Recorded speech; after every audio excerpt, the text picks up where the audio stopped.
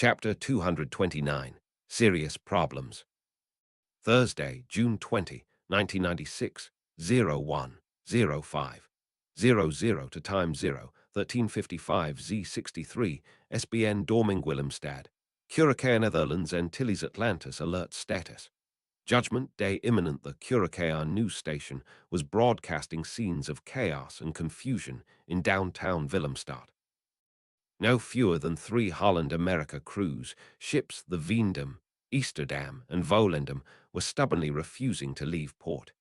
Instead, they had disgorged all of their passengers and told them to stay on Curacao until the current nuclear crisis had been settled. Most of the passengers were Americans, and they were concerned that there wouldn't be an America to go to when they got back. Ever since the Nordam had claimed Half Moon Key as its own personal fiefdom a few days ago, cruise ships were being turned into arks and being sailed wherever the captains could reach them. Half Moon Key, Holland America's private island and the most obvious sanctuary for the cruise line, had actually been the site of a minor firefight where the crew of the Nordam had to resort to bullets to keep the Prinsendam's passengers away from the island. There was only just so much food and water to go around there. The anchorman suddenly cut in, overriding the reporter at the Artrabanda cruise terminal. "We're sorry to interrupt, ladies and gentlemen, but we have an urgent news bulletin here. Things have just gotten a whole lot worse." The anchorman reappeared on the screen. "Ladies and gentlemen, it is my solemn duty to report that New York City and Seoul have been hit with nuclear weapons. In addition, a nuclear weapon has detonated on the border between Canada and America, near the towns of Ogdensburg, New York, and Prescott, Ontario. President Clinton has just declared war against North Korea, and anonymous sources are claiming that he has authorized a nuclear strike against Pyongyang. Al-Qaeda has claimed responsibility for both attacks on American soil. The attack on Seoul appears to have been a rogue launch by a North Korean Muggle general, angered at the South's attack on his country. This brings the total number of nuclear detonations against civilian targets to 5. London, Tel Aviv, Seoul, New York, and Ogdensburg. There's also the dirty bomb attack on Haifa, lest we forget about that." My entire family looked around the room in horror. We immediately all started thinking about friends and family who had been killed in New York and Tel Aviv. I had no idea where exactly Ogdensburg was, but it was probably a decent-sized city. The attacks on Ogdensburg and New York, however, are going to have more far-reaching consequences. Although both weapons had yields of only 25 kt, roughly the size of the Nagasaki bomb, the Al-Qaeda operatives detonated it right over Wall Street. The entire financial district was wiped out, including the New York Stock Exchange. In one fell swoop, one of the main pillars of the United States economy has been blown away. The seat of the United Nations has also been taken out, and both World Trade Center towers have collapsed. The Americans and Canadians are summoning all of the wizards they can find to help with these 2 attacks. However, authorities are warning that the wind direction is such that 2 other major cities are likely going to be subject to radioactive fallout. Montreal, Quebec, from the Ogdensburg attack, and Boston, Massachusetts, from the New York attack. Everyone started screaming simultaneously. Although I wasn't as close to most of the friends in New York, I only knew a couple of them. Though one of them I'd known since nursery school, virtually everyone I knew lived in and around Boston. Many of my friends were still at MIT or Brandeis. For the first time, I started experiencing survivor's guilt. However, I had to admit that I was grateful that my parents had actually been paranoid enough to spend $5,000 on airline tickets for all 4 of us, and that we had somewhere to go to. Events are still unfolding at the other attack sites. Israel has yet to react to the Tel Aviv and Haifa strikes, though most of the pundits are suspecting that when the Jewish state does react, it will be with nuclear weapons. The South Korean capital is a large city, and although the area of immediate destruction covered only a small segment of the community, fallout, rioting, and fire damage is going to be plaguing Seoul for hours to come. John Paul Roman II, Urban Roman VIII, Celestine Roman VI, Suleiman I, and the Dalai Lama are all at the Vatican asking people to pray for help. At least one prayer has been answered, however. A large, previously unknown city of wizards, the undersea city of Atlantis, has emerged from the Mediterranean to offer its assistance in these troubled times. Several surface vessels, including a British submarine, are in the area and are protecting this city of 20,000 people. Most people are convinced that this city is friendly. The only exception, however, appears to be the Chancellor of Germany, who is firmly convinced that Atlantis works for Voldemort and has come to avenge its master's death. At the moment, there is no threat to Curacao or any of the other Dutch Antilles islands. However, I will keep you posted if anything changes. We all looked around the room at each other. We had the feeling that we would be living in Curacao for a long time. 1358 Z01 02 00 to time Zeros Penguin, SSBN 731, somewhere in the North Pacific Ocean. And note, this update is courtesy of Penguin Lieutenant Commander Frank Calloway, Executive Officer of the Alabama, summoned the young officers who had labored to decipher an emergency action message forward to the captain's chair. The first one was an increase of the readiness level to DEFCON 1. This one was a valid nuclear control order that authorizes the release of 3 of Alabama's missiles. One was targeted on the 125th Machine Factory in Pyongyang. Another was targeted on the military rocket launching site in southern North Hamgyong province. The last one was targeted on a naval base on the western coast of North Korea. The 2 young officers, Lieutenant Junior Grade Thomas Kenner and Lieutenant Harry Canary, finished reading the message. "I concur," Canary said after reading the message. "I concur, Captain," Calloway said next. Except for the 4 men at the Khan speaking in hushed voices, the control room was silent. Calloway and the captain, Commander Fred Cervenik, had top-secret code books, manuals, and binders spread out over the lip of the railing. Cervenik finally repeated, "I concur." Kenner spoke, "Request permission to authenticate." Calloway and Canary both concurred, so Cervenik ordered, "Very well, authenticate." "Authenticate, aye," Kenner responded. He broke open the sealed code card that contained a randomly arranged row of letters and numbers that consisted the sealed authenticator system. The same code was printed on an identical card at Ustricam, which was broken open and written down on the launch order. Kenner read off the row of letters and numbers on the card. The code on the card matched the code in the EAM. Kenner said, "The message is authentic." "I concur," Canary said. "I concur," Calloway said. "I concur," Cervenik said. "The message is authentic." Cervenik ordered Calloway to prepare the sub for launch. "Control, Executive Officer. This message requires battle stations missile. Man battle stations missile. Chief of the Watch, sound the general alarm. Spin up missiles 4, 23, and 10. Over a speaker in the missile control room, Cervenik's voice boomed. "Set condition 1SQ for strategic missile launch. This is the captain. This is not a drill." Weapons Officer Jack DiPasquale repeated the order in the missile control room. After the missiles got their bearings, the arming keys for missiles 4, 23, and 10 were inserted and turned. The weapons officer inserted his tactical mode key into the launcher panel, and the captain gave his permission to launch through a device called the captain's indicator panel key. They were launched on their terminal trajectory to the designated targets. These missiles, like their land-based counterparts, could not be recalled once sent on their way. Unlike the bomber component of the nuclear Triad 1359Z01, 01, 00 to times 0 Long Island Expressway, Long Island, New York. The traffic jam went on for miles and miles as everyone was trying to escape from New York. Inevitably, one person realized that it would be faster to run than to drive, so he got out of his car and began running. This, of course, blocked up everybody behind him, so they all started running as well. Meanwhile, the mushroom cloud slowly started heading towards the east-northeast 1400 Z 010000 to time 0 Montreal, Quebec. Danielle Durand had to scream to be heard. Everyone, listen to me. Get into these shelters as quickly as possible. They're safe.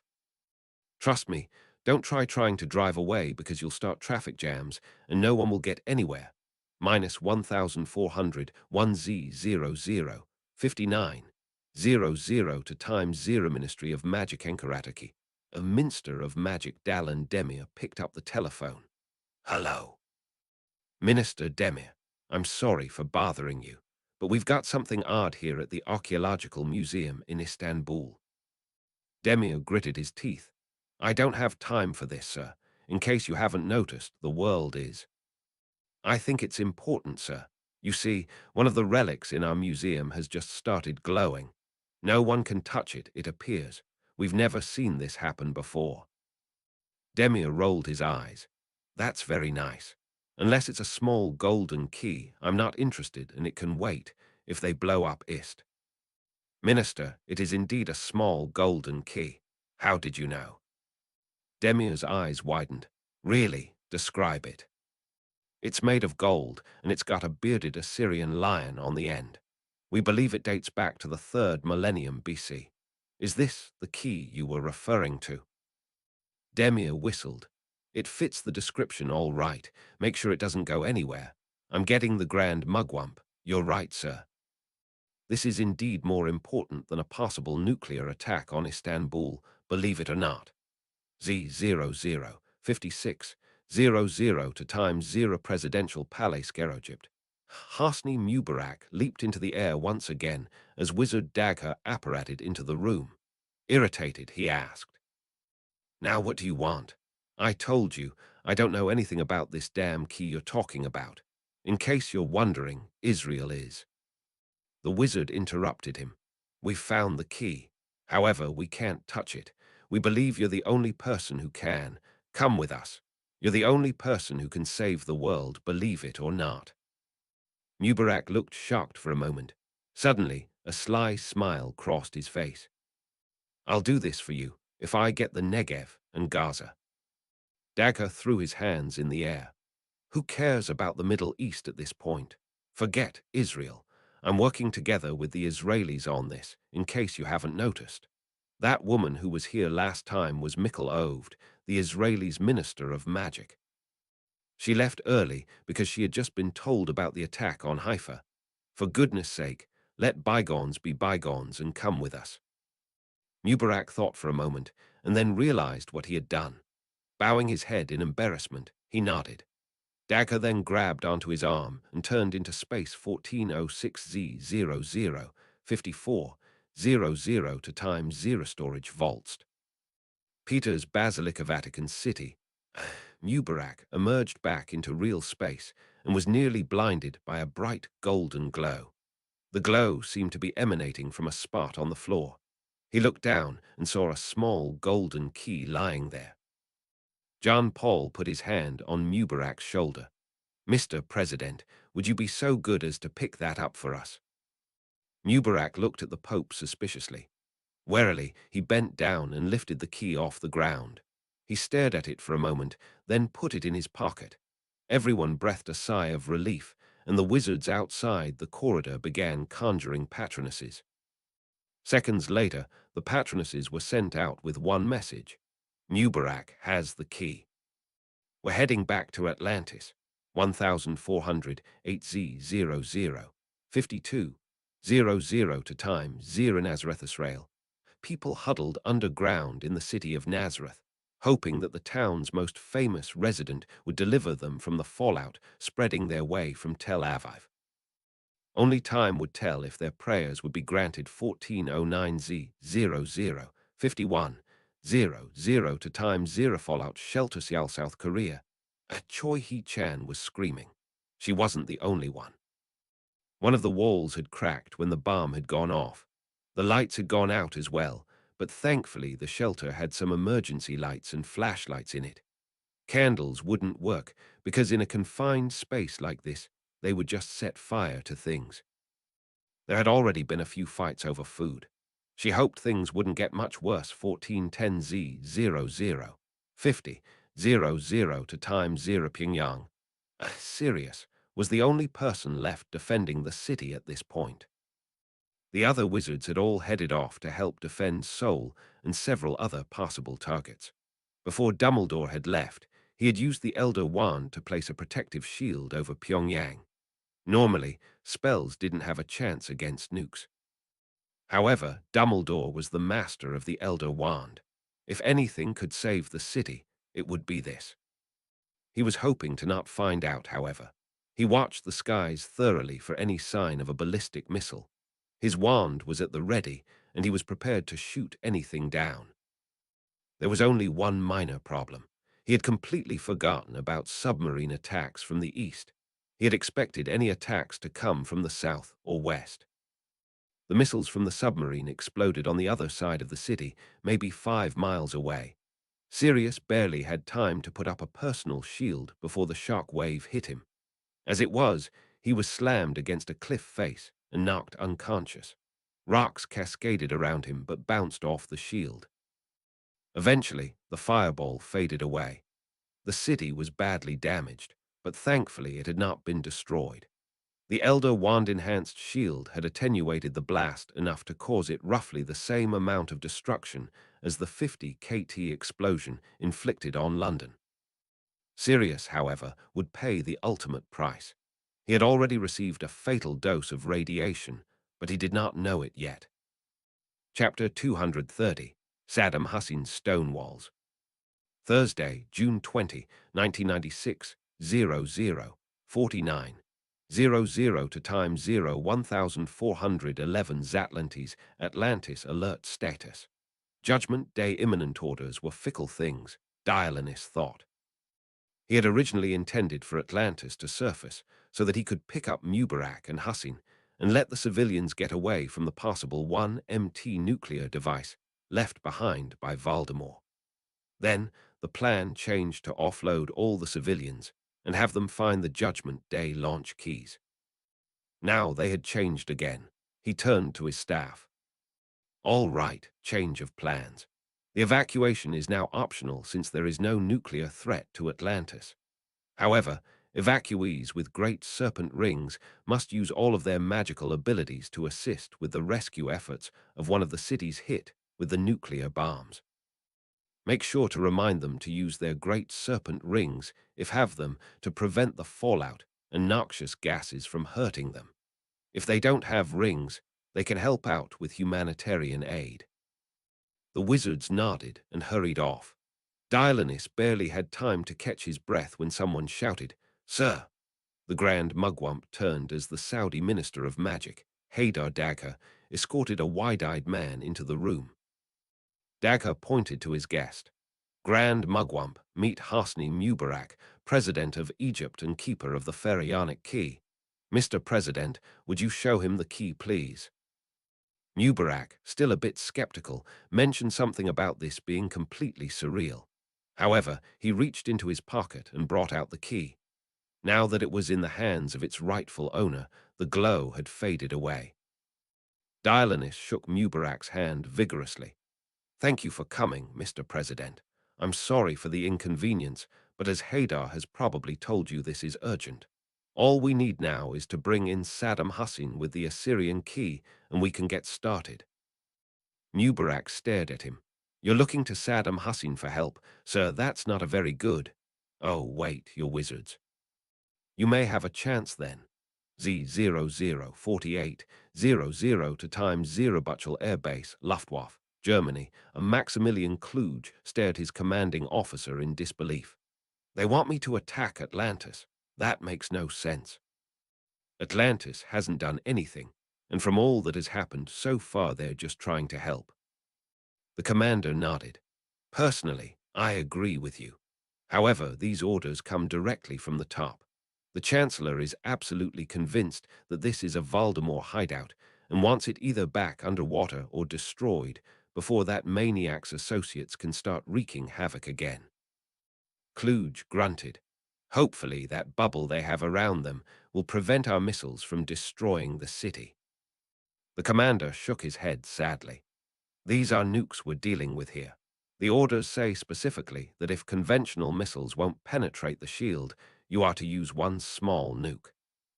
That shield the British wizard put up to defend Pyongyang still allowed the city to be partially destroyed when the nuke came in from the sub. The commander put his hand on Kluge's shoulder. Son, I feel for you. I really do. However, the Chancellor does have a point in that we have no proof that Atlantis is on our side yet. There are rumors he's kidnapped the president of Egypt, after all. The commander thought for a moment. Perhaps you can tell everyone that you thought your weapons were making better progress than you did, so you didn't want to bother with the nukes. I'm willing to put myself on the line for this, Maximilian. I promise. I'm going to help you out here. After all, can you imagine what happens to NATO if a German nuclear weapon takes out a British nuclear submarine and a bunch of American ships? Kluge looked at his commander with concern. Is it my imagination, or has the Chancellor been acting a bit out of character of late? The commander grunted. It's not your imagination, and several people are getting nervous up in Berlin. Not to mention places like Paris and Moscow. Z0046, 00 to times 0 till Avavisril. Karl, protected by his Atlantis bubble, rematerialized in the middle of hell. There were fires everywhere, disfigured and deformed people, piles and piles of bodies, and rubble that made the bombing his father had endured during the Second World War pale in comparison. The few standing walls had negative images of people burned into them by the detonation, just like in Hiroshima and Nagasaki. Mikkel Oved appeared next to him, her face ravaged. Thank you for coming, sir. Please follow me. There's a lot to do here. Karl nodded and allowed the Israeli woman to lead him through the rubble. As he walked, he saw Saudis, Jordanians, Egyptians, Syrians, and even a few Palestinians helping out. Many of the Arabs were swearing vehemently and shuddering at the extent of the devastation. He turned to face Mikkel Oved. Minister, I've noticed that you've got a lot of volunteers from other Middle Eastern countries here helping out with the rescue effort. Dare I hope that this disaster may help bring the countries of the Middle East closer together. All Mikkel did was point at one of the triage centers. Karl turned and saw a man with a Hamas insignia on his uniform helping out. The man had apparently managed to survive this long from Israeli retribution in Tel Aviv because he was a wizard. The man had tears on his eyes and was saying that he would never do this again. Both the minister and Karl could tell that the man was sincere. Karl whistled. Hamas had one wizard left, am I correct? And if he's just seen the light, Hamas is no longer a nuclear threat. Mikkel nodded. That's correct, so let's just hope they don't find someone else to replace him. Z0045, 00 to times 0 Presidential Palace Bagdadurek.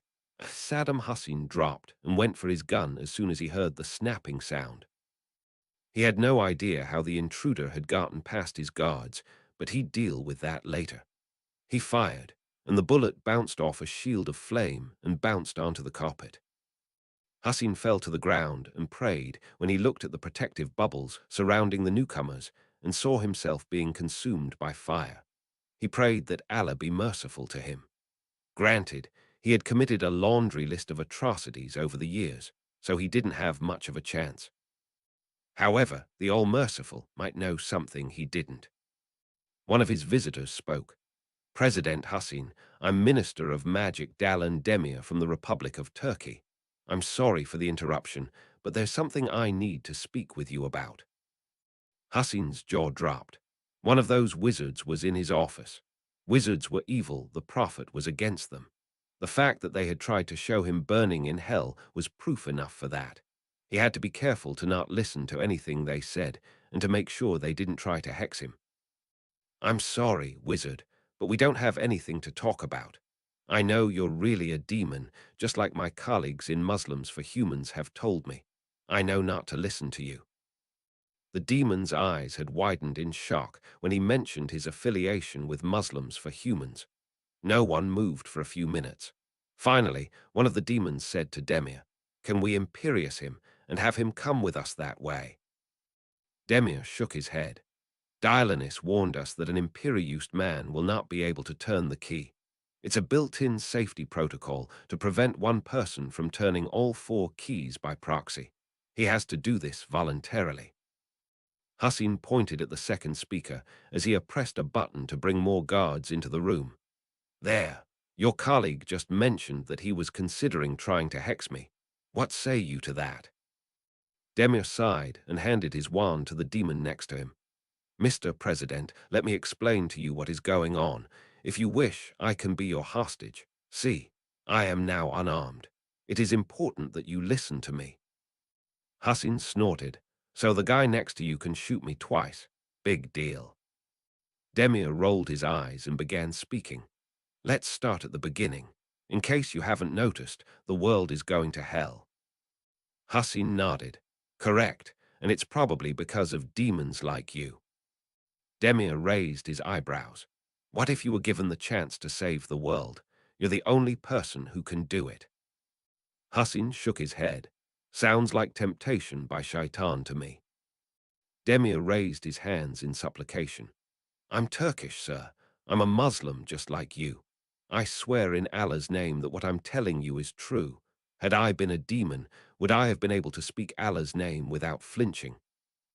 Hassin froze. Demir had a point. He couldn't be a demon if he spoke Allah's name without being harmed. Still very wary of the wizards, the Iraqi lowered his gun slightly. It's not as if he'd be vulnerable for long. The guards would be in here momentarily to trap the wizards. "All right, you've got 5 minutes." Demir breathed a sigh of relief and began to speak. "Thank you, Mr. President. As you've noticed, the world is currently threatened by a nuclear holocaust.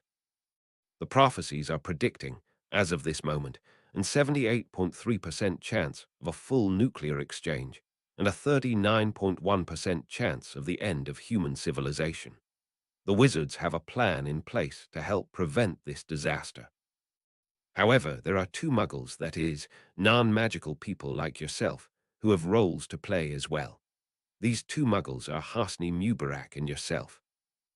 Hassin shook his head. "Prophecies. There haven't been any valid prophets since Mohammed, and why the hell would the wizards need me and some Egyptian to save the world?" "I can answer both these questions, sir. The prophecies were made before the arrival of the prophet, and nothing Mohammed said contradicts any of these. As a result, they are still in force. As to why you were chosen, it is because you are the heir to the kingdom of Assyria." Hassin blinked.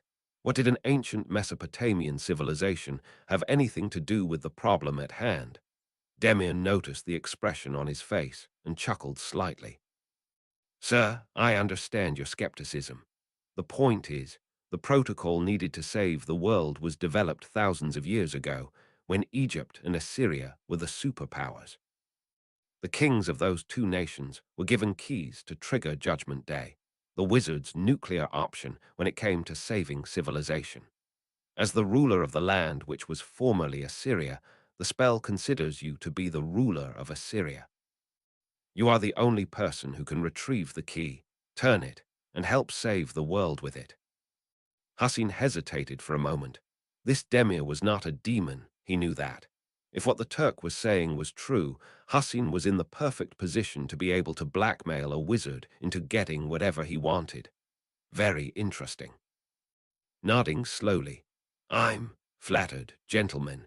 Perhaps Allah has chosen me to help lead the world in this time of crisis.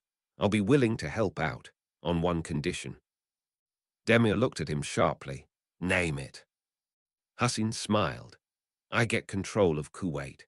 It is our lost province, after all, and you guys conjure as many chemical and nuclear weapons for me as I wish."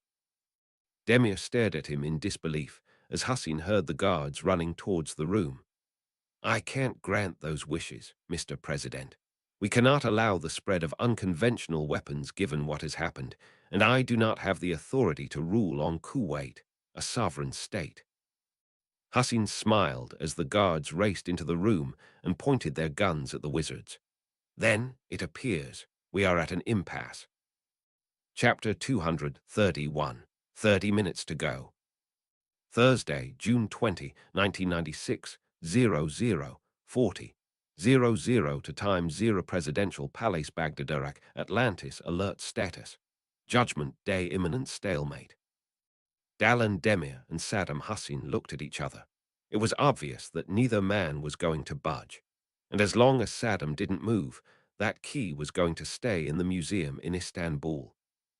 The atrocities were continuing to spread.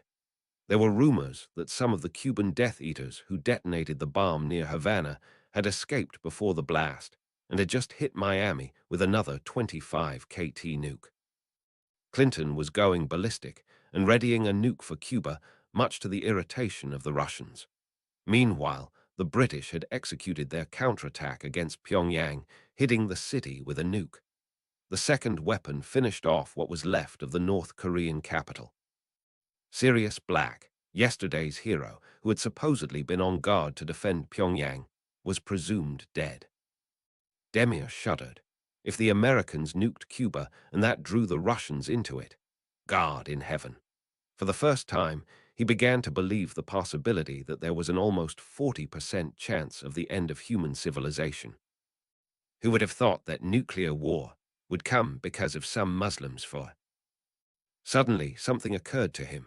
The Iraqi was a Muslim, albeit a non-practicing one, and Demir knew what the Atlantis bubbles looked like to enemies.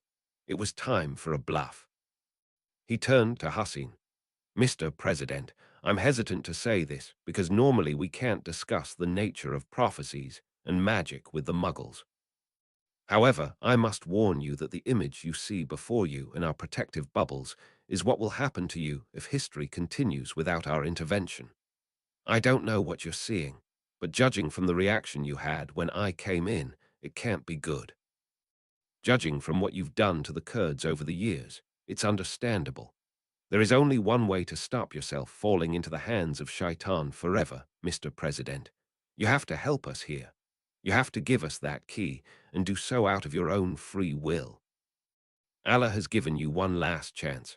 Yes, you have killed thousands of people in Iraq and triggered a war by invading Kuwait. But that would pale in comparison to the billions of people saved by a prevented nuclear holocaust. Mr. President, please, this is our last chance. What do you want, paradise or damnation? The Iraqi president was thrown off his feet by the Turk's speech. There was a long pause. Finally, Hassin put the gun down. All right, Wizard Demir, you've won. Let's see what we can do to redeem myself and the world. Z0038 00 to time 0 Istanbul Archaeological Museum, Istanbul, Turkey. Saddam Hussein shook his head to clear it as he rematerialized in the storeroom. All he could see was a golden glow. Confused, he turned to Demir. Demir pointed at the source of the glow, a key lying on the floor. There it is, Mr. President. Go ahead and pick it up. Making a mental note to ask for Kuwait later, on when the crisis was over, he deserved a reward for this. After all, he bent over and picked up the key. The glow dissipated as it fell into his pocket. The wizards all started chattering excitedly, and with trepidation. They finally had all 4 keys. Having the keys was good. Realizing what they were about to do with them was not 1424Z0036 00 to time 0 above the Adriatic Sea. Maximilian Kluge's fighter flew through the air, headed towards Atlantis. The planes next to him were armed with all sorts of bombs and missiles. He, on the other hand, was carrying the heavy ordnance, one of the most powerful bombs in existence short of a nuclear weapon. Much to his relief, the government hadn't gotten permission to get the nuke through NATO nuclear power sharing, so his worst nightmare was not coming to pass. Still, the bomb he was carrying was extremely powerful. He prayed to God that he would not have to use it. 1425Z0035 00 to time 0 Washington Battle Group Mediterranean. The commander stared in disbelief at the message. He shook his head, and whistled softly. Finally, he activated the intercom. Attention, all crew. The Luftwaffe has initiated a mission to destroy Atlantis. Looks like the Chancellor has gone crazy and thinks the city is a Voldemort base. They are going to be using fighter jets, one of which is something really nasty, which I wouldn't be surprised would be able to penetrate that shield. Keep those planes away from the city at all costs. If they attack, shoot them down. We'll apologize to the Chancellor later. 1400Z003400 to time 0 Atlantis. Dallin Demir, with Saddam Hussein in tow, apparated into the city and found himself in the midst of absolute chaos. There were reporters, both Muggle and wizarding, everywhere. How they had managed to get into the city was beyond him, but there they were. He saw representatives from CNN, Al Jazeera, the Daily Prophet, one of the BBC's satellite offices, and organizations he'd never heard of before. There were cameras flashing everywhere, half of which sprayed purple smoke all over the room when they went off. People tried to get into his way to try to interview him, but he just bowled them over with his Atlantis bubble and explained that he didn't have time to talk right now. They promptly followed him deeper into the city.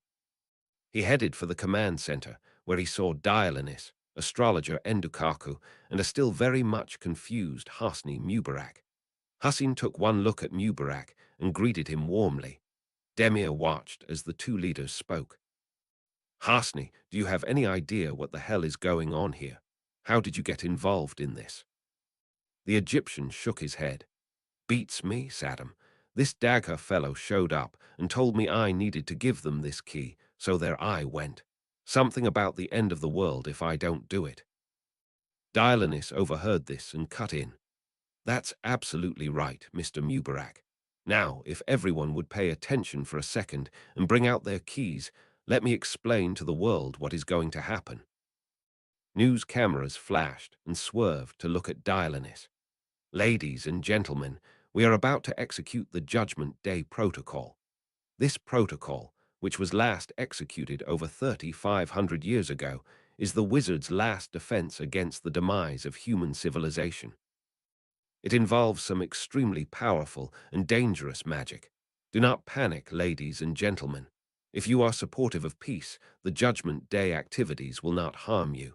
If you are not, beware. Dialanis then lifted his key and showed it to the cameras. In order to activate the protocol, 4 keys need to be turned simultaneously. This is a security measure which is similar to those used in your nuclear missile silos. There are 4 keys. The Atlantis key, which I am currently holding in my hand.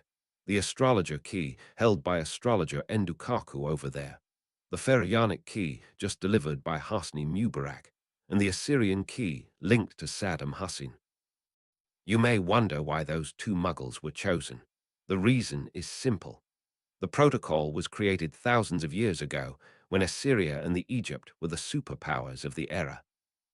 As a result, any attempt to trigger Judgment Day had to get the approval of that era's equivalent of the United States and the Soviet Union Russia. The magic is ancient, and it has no idea that Egypt and Assyria are no longer superpowers. All that it cares about is that the leaders of Egypt and Iraq, the modern nation controlling Assyrian territory, are here to turn the keys. In a moment, we are all going to head over to the control panel and turn the keys together. This will start a 30-minute countdown to Judgment Day. Once the keys are turned, Judgment Day cannot be halted. Although I cannot tell you what exactly the plan is lest Death Eaters be listening, rest assured that we will get the job done. This the 3rd Judgment Day in the history of the human race. There are virtually no records of the 2nd Judgment Day, which triggered your legends of Atlantis and the link between Atlantis and Santorini. However, records exist of the 1st Judgment Day. Although I don't have the time to go into it right now. It involved at least one asteroid impact around 4,500 years ago. Dialanis looked around the room. 2 things will happen when the keys are turned. First, Bright spheres of magical energy will start hovering a couple of miles above every single ministry of magic on the planet. All aircraft should keep away from these spheres. Although they are not meant to harm anyone, the spell dates to a time when the wizards never thought Muggles would master the secrets of flight. These spheres are meant to warn everyone in the area that the Judgment Day countdown has begun. When the countdown hits 0, strange things will happen. You may see some unusual lights, but rest assured you will not be harmed. Now, if you would excuse me, we have some work to do. Everyone follow me over to the control panel. A mob consisting of no fewer than 80 wizards, some flying above the crowd. 50 reporters, Dialanis, Endukaku, and the 2 Arab leaders made its way over to a control panel which was starting to glow brightly. Dialanis indicated the 4 keyholes and that each of them had a different symbol on them. One had an eye, one had a sun insignia, one had a bearded lion, and one had the crown of Lower Egypt on it. It was obvious who was supposed to go where. All 4 people inserted their keys into the slots as cameras flashed wildly. As soon as the 4th key was entered, a warning buzzer sounded, and the glow grew brighter still. People began to murmur in excitement. Dialanis looked at the clock. It read 14:29:45Z. Gentlemen, when that hits 14:30:00, turn your key. In the remaining 15 seconds, pray to whatever god or gods you believe in for deliverance. The second hand slowly made its way up to the top. Everyone took a deep breath. Finally, the second hand hit the 12. All 4 keys turned simultaneously. The control panel suddenly glowed like the sun, and Sumerian numerals began hovering above it as alarms started howling all over the city. Very few people knew Sumerian, but those who did could identify them. 30:0029, 5929, 58. The countdown had begun. Within half an hour, people would know their fate. Chapter 232. A World Holds Its Breath. 1430 Thursday, June 20, 1996, 00:30. 00 to time 0 Office, Washington, DEC United States of America, Atlantis alert status. Judgment Day. President Clinton couldn't believe what he was hearing. Not only had Miami been hit with a Cuban nuke, but now the man in charge of Ramstein Air Force Base in Germany was screaming that one of his Blue 82 Daisy Cutter superbombs had disappeared. And as if that weren't bad enough, Boris Yeltsin was warning him of dire consequences if he were to attack Havana to try to go after the people who had attacked Miami. Meanwhile, the general was screaming at him over the phone. I swear, Mr. President, it was there, and then all of a sudden it flickered and vanished. I think we've got a Death Eater here in Germany. And judging from the strange behavior we've been seeing out of the Chancellor, he's probably Imperius the Chancellor. This is like Saudi Arabia and China all over again. Clinton couldn't take much more of this. Radner would have probably been able to help here, but he had been sent to Miami as soon as he had come back from organizing the rescue mission for New York. Well, the president was accustomed to not having to rely on magic to get things done. Ask the people in the air base if they saw anything unusual around the time of the bomb's disappearance. Also, are there any locator devices on the bomb? Maybe that can tell you where it is. Meanwhile, alert the police and the German Ministry of Magic and have them take out that Death Eater. There was a hurried conversation on the other end of the line, followed by some swearing. Finally, the general came back, and he sounded horrified. We think we've found the bomb, sir. It's in the air right now, and it's heading towards Atlantis on a Luftwaffe bombing run. The Chancellor has apparently convinced someone that Atlantis is a Voldemort base, and that it needs to be neutralized using any means possible. Sir, this is not good. If Atlantis is destroyed, the Death Eaters win, and we've likely got World War Roman III. Even worse, a bomb that big will likely take out several surface ships and a British nuclear submarine. NATO is going to fall to pieces. Clinton growled angrily. He had thought that having Voldemort around was bad enough, It hadn't occurred to him what would happen if Voldemort were to die and lose all control over his underlings. Shit.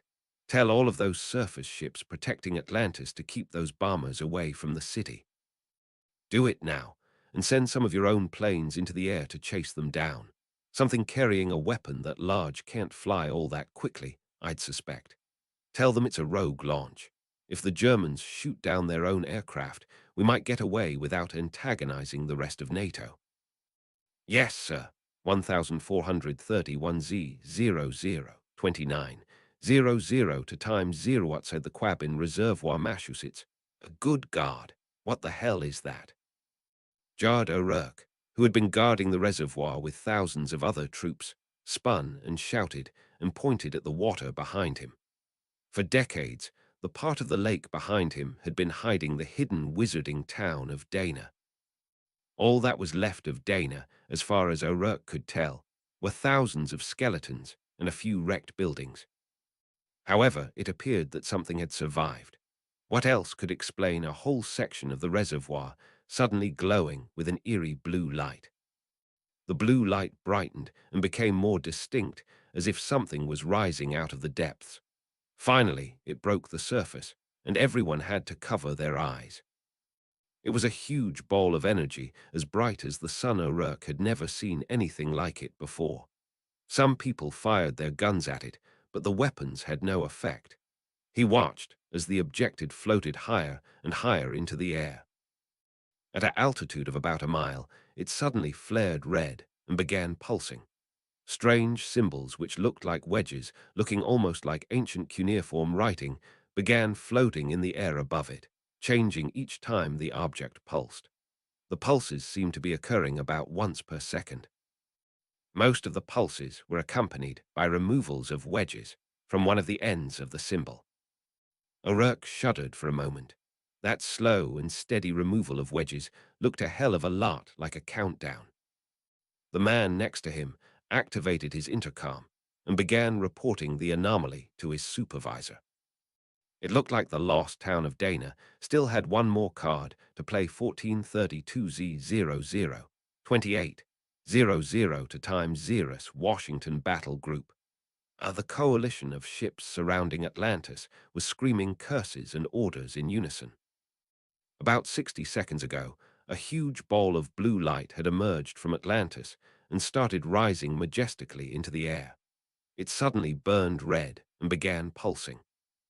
This ball was a good 4 kilometers across. Everyone in the eastern Mediterranean would probably be able to see it, given its altitude and distance. 1433Z00 27 00 to time 0 above the Mediterranean. Maximilian Kluge stared in disbelief at the horizon. Several malevolent red globes of light were visible from his cruising altitude of 35,000 feet.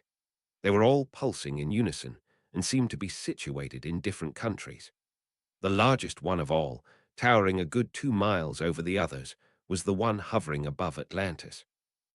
Was Atlantis mounting a defense against him? Did the wizards know he was planning on attacking them? Suddenly, his radio activated. Wondering what was going on, he activated the speaker. Kluge, get the hell out of there. We have reason to believe that the Chancellor's been imperieused, and that daisy cutter you guys are toting around was not, I repeat not, authorized for this mission. Abort the mission. I repeat, abort the mission. That's an order. Attacking Atlantis is exactly what the Death Eaters want you to do. If Atlantis is destroyed, the Death Eaters win and likely trigger nuclear war. Kluge breathed a sigh of relief. No one would have to die today by his hand. Looking around the sky at the weird balls of red light, he toggled the intercom. Acknowledged, sir. Returning to base. Z00 24 00 to time 0 Sanders Household Prescott, Arizona. Sanders watched the news along with a whole gaggle of wizards and reporters. Virtually every single news station was covering the strange balls of light rising from the various ministries of magic all over the world. His jaw dropped when the station broadcast Dionysus' report about the Judgment Day Protocol from inside the fabled city of Atlantis. The wizards in the room stared at each other. Finally, Strong Bear shook his head and said, "Judgment Day. God help us all. 1437Z00 2300 to times 0 Ministry of Magic Brobdingnag. Prime Minister Taliban wasn't getting very far in keeping the civilians under control. One of the problems of living in a land where you're basically bigger than everything else is that you're not accustomed to things bigger than you attacking you. Riots broke out in the light of the blazing new red sun. Taliban immediately ordered riot control brigades over deal with the problem 1438Z00 2200 to times 0. Peter's Basilica, Suleiman, Celestine, Urban, the Dalai Lama, and John Paul Roman II were leading the world in an impromptu interfaith prayer service. Unfortunately, not many people were paying attention because most of the news broadcasts were covering the red balls, nuclear explosions, and activity around Atlantis. Pulsing red light flared into the courtyard, bathing the members of the congregation in an aura the color of blood 1439Z00 2100 to times 0 New Delhi, India. Ilayaraja Prabhakaran ordered all of the Death Eaters to stop celebrating as soon as the blazing red sun rose into the sky above New Delhi. Most of the people didn't know exactly what it was. However, having imperieused and legilimens the Indian Minister of Magic, he knew exactly what it meant. His eyes suddenly widened in horror. He turned to the Death Eaters around him with a frantic expression on his face. Atlantis has declared Judgment Day. Yes, Judgment Day. The Death Eaters stopped waving their wands abruptly as realization dawned on them. They had heard stories of Judgment Day and legends about what wizards tended to do during Judgment Day, and the types of people that they tended to do it to. Prabhakaran could only say one word: run. The wizards needed no encouragement. They started apparating out of the Ministry of Magic and New Delhi, trying to spread out so at least one of them would be able to restart the cell. 10 minutes later, the Indian government and Ministry of Magic were back in Indian hands. 5 minutes later, half of the Indian wizards were chasing the Death Eaters, while the others were fishing out their time turners 1442Z00 1800 to times 0 Atlantis. Alarms hooted as people ran like maniacs throughout the city. The 4 keyholders raced down to the cellar, in a room which had not been entered for millennia. The keys turned in unison once more, and the door opened. Blowing dust out of his face, Dionysus reached for the boxes of time turners and began passing them around 1444Z00 1600 to times 0. Lawrence River between Ogdensburg and Montreal. Ferocious storm clouds began rising in the path of the fallout from the Ogdensburg and New York City blasts. Something needed to get the fallout to rain out of the sky as quickly as possible. Meanwhile, in Ottawa, Jesper Ettel nearly collapsed from exhaustion. Westboro, Kansas. A civil war had broken out in the founding chapter of America for Humans. Half of the members had suddenly started voicing their support for Dionysus. That was all that it had taken 1445Z00 1500 to times 0 Granger and Granger Dental Associates London. Hermione Granger was no longer alone. Wizards from all over Europe were converging on London to help out with the radiation.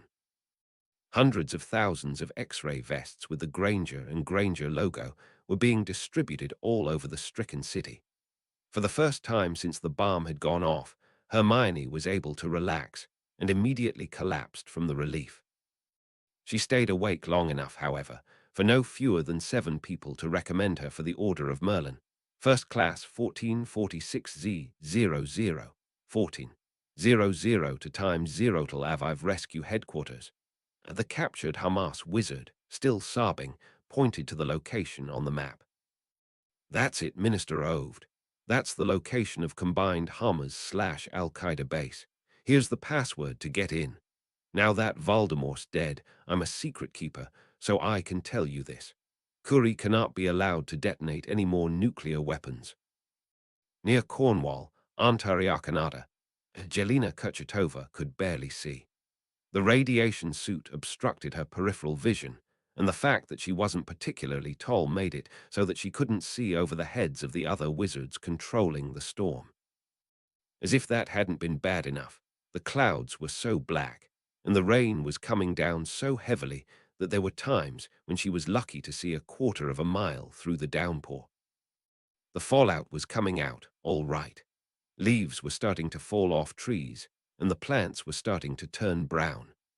All of the people in the area had been apparated into shelters in the area or out of harm's way before the operation had begun, so no human lives were at risk.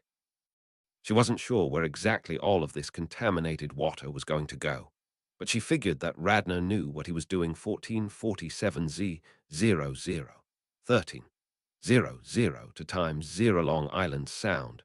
Thunder nearly deafened Guinevere as she continued to help wringing every single piece of radioactive material out of the air.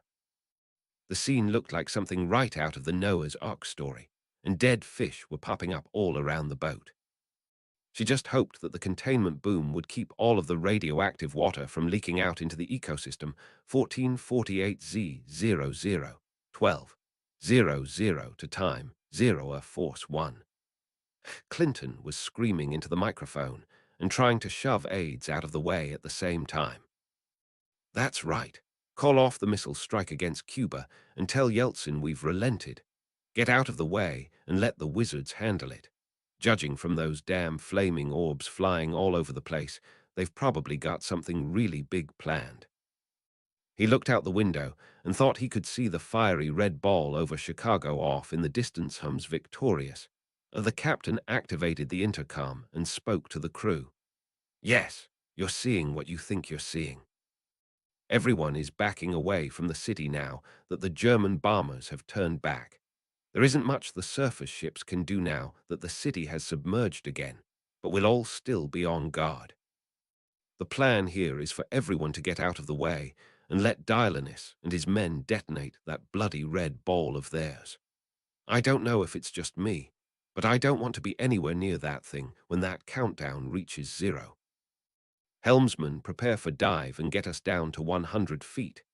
Z00 1100 to time 0 till Aviv Rescue Command Center.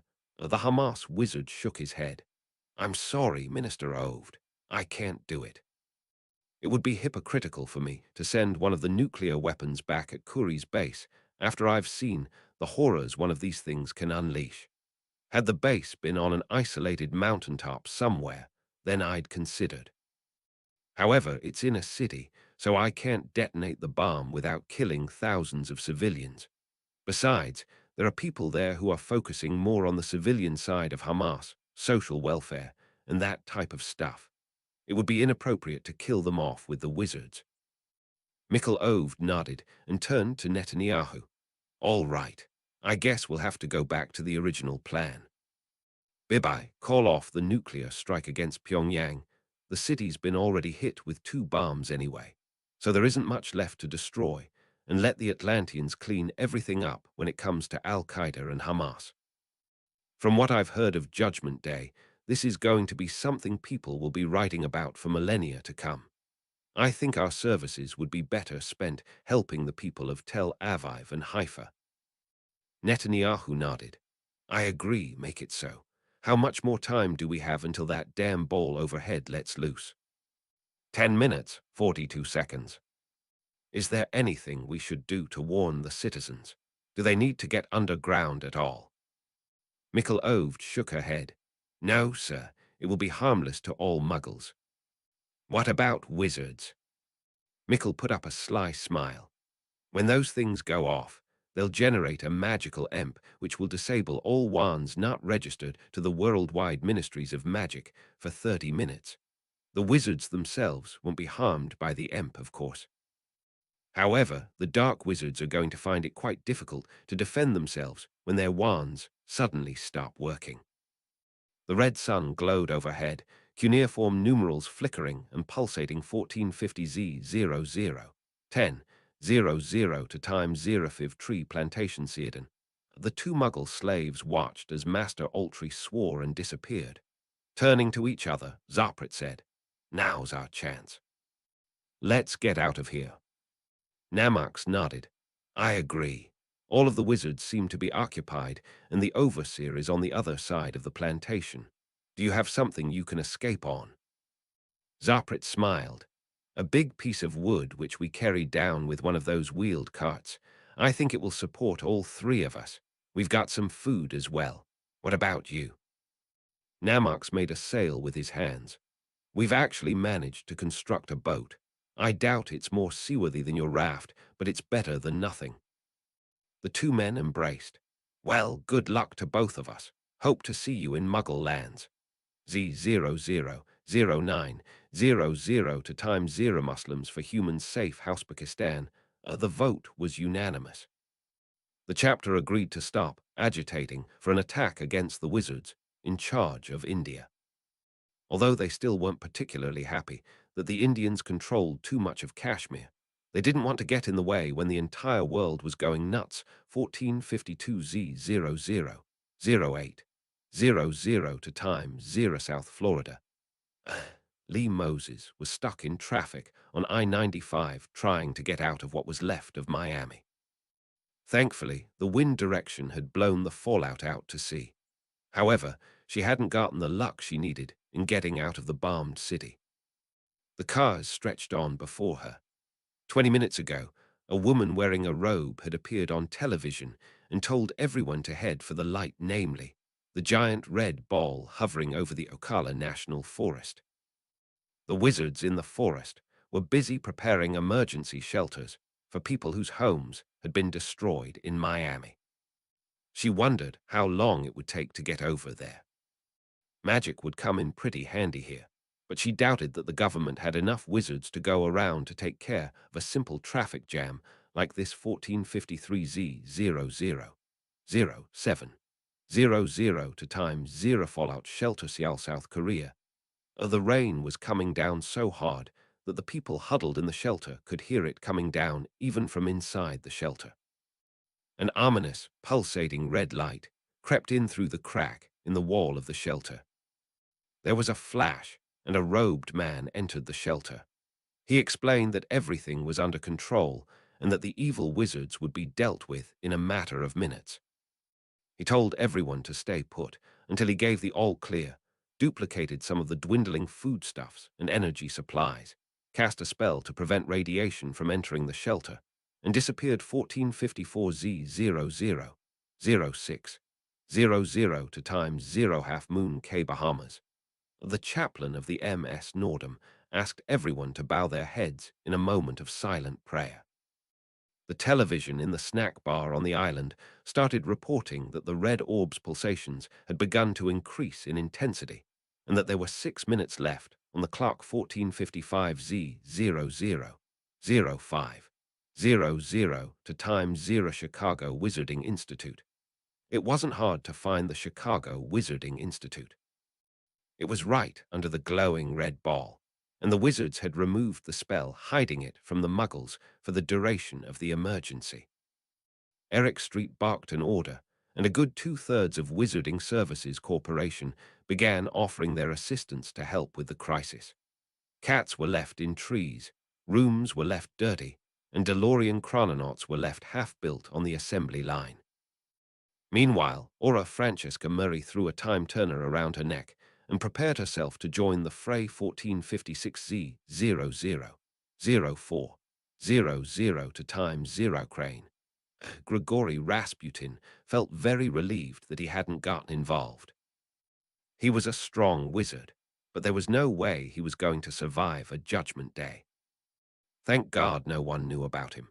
Yet 1457 Z000300 to times 063 SBN Dormanweg Curacia Netherlands Antilles. I had seen some strange things before. However, I never thought I'd see anything like this.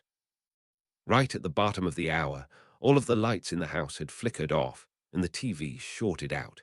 Suddenly, the entire living room had been surrounded by a vibrant blue glow. It had felt warm on my face. The glow had abruptly vanished, and by the time my eyes had cleared, I had looked around the room. Everyone had stared at each other, confused. Then my sister had pointed outside, where the porch was being illuminated by a bright blue light. We had all run outside and realized that the blue light which had surrounded us had risen into the sky. As we watched, it had turned red and begun flashing. About 25 minutes had gone by since the ball had appeared. Lots of people had gotten out of their cars and were staring up at the odd sight. That was when an oddly dressed man walked out of the little shed in my grandfather's backyard. He seemed to be dressed like a wizard. Had there been a wizarding hideout in my grandfather's backyard? The wizard came over to me and shook my hand. "Good morning, Mr. Caprals. I apologize for the inconvenience, but this is urgent. You see, we've got one of the secret entrances to the Dutch Antilles annex of the Ministry of Magic here, and that's where this ball is coming from. We'll be done with it shortly." I was barely able to stammer out that I was Mr. Caprals's grandson, 1459Z000100 to times 0 Atlantis. Cameras flashed everywhere. The symbols hovering above the control panel had dropped down to one set of cuneiform scratches. 60 seconds to go. The conference room was filled with wizards with hourglasses around their necks. The time-turners glowed brightly, and many of the reporters couldn't even focus their cameras on them. Dialanus was on his knees, praying. Finally, with 10 seconds left, he stood. "Godspeed, ladies and gentlemen, and may God forgive us for what we are about to do." The countdown continued as the reporters filmed every moment. 4 scratches, 3 scratches, 2 scratches, 1 scratch. Wild cuneiform scribblings flared in the air, and the time-turner-wearing wizards disappeared. Time 0 had arrived, and the first age of mankind had come to an end. Chapter 233, Time 0. 1459 Z Thursday, June 20, 1996, 0000. 24 to time 0 Judgment, Day Command, Center Atlantis Alert Status. Judgment, Day Dan rather had to force himself to remain calm as he spoke into the microphone. "There are less than 30 seconds left. Now look at the timer on the bottom of your screen, and the crowd is getting increasingly excited. There must be at least 500 wizards with those hourglass necklaces around their necks, all standing at full attention, and all of them are staring up at the grand mugwump. 15 seconds to go. You can see Dialanus addressing the wizards in the other room. You can't hear it well over the microphone, but he's wishing them Godspeed and is hoping that the Almighty will forgive them for anything they have to do today. 5, 4, 3, 2, 1. There was a blinding flash of light, and the entire crowd gasped in shock. Rather was shoved aside for a moment and had to ask some of the people who had stayed behind to get out of the way so he could continue with a report. "They've all started glowing, good Lord, they've vanished." Where did they all go? Now there's another flash. The wizards are back. I repeat, the wizards are back. I'd say there are a couple of 100 men in there, and they're talking to ghostly images of animals.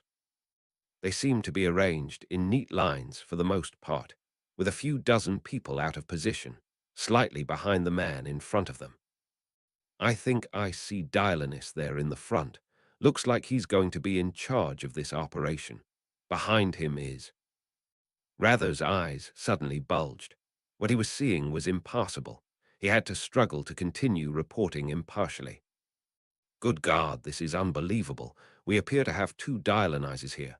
What's even more amazing is that Dialanus appears to be talking to himself. Ladies and gentlemen, this is magic at its very best. I doubt even Houdini could mimic this feat. At any rate, on the right side of the room we have Dialanus talking with himself. Next to him is, good Lord, a third Dialanus. That's 3 Dialanizes. In fact, now that I look around the room, it seems that all of these people are clones of the Grand Mugwump. This is sensational. The clones are talking to the ghosts in front of them and to their brothers. If this isn't... There was another, much smaller flash. Rather turned to look at the source and continued his reporting. There's been another flash, and it looks like one of the Dionysus has disappeared. I don't know where he went, but let's hope he's safe. Now hold on. One of the clones next to the man who vanished is pulling that hourglass necklace out of his robe. It looks like this particular clone has finished talking with the ghostly image, as that ghost appears to have vanished. He appears to be doing something with the pendant, perhaps fiddling with the hourglass, and good God, he just disappeared. What a marvel!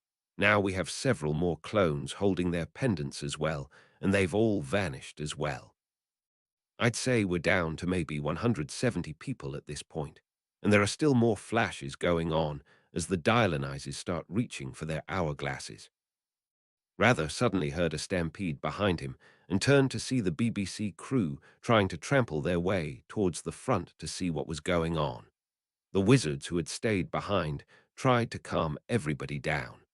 Rather was forced to ask one of his associate cameramen to cover the altercation.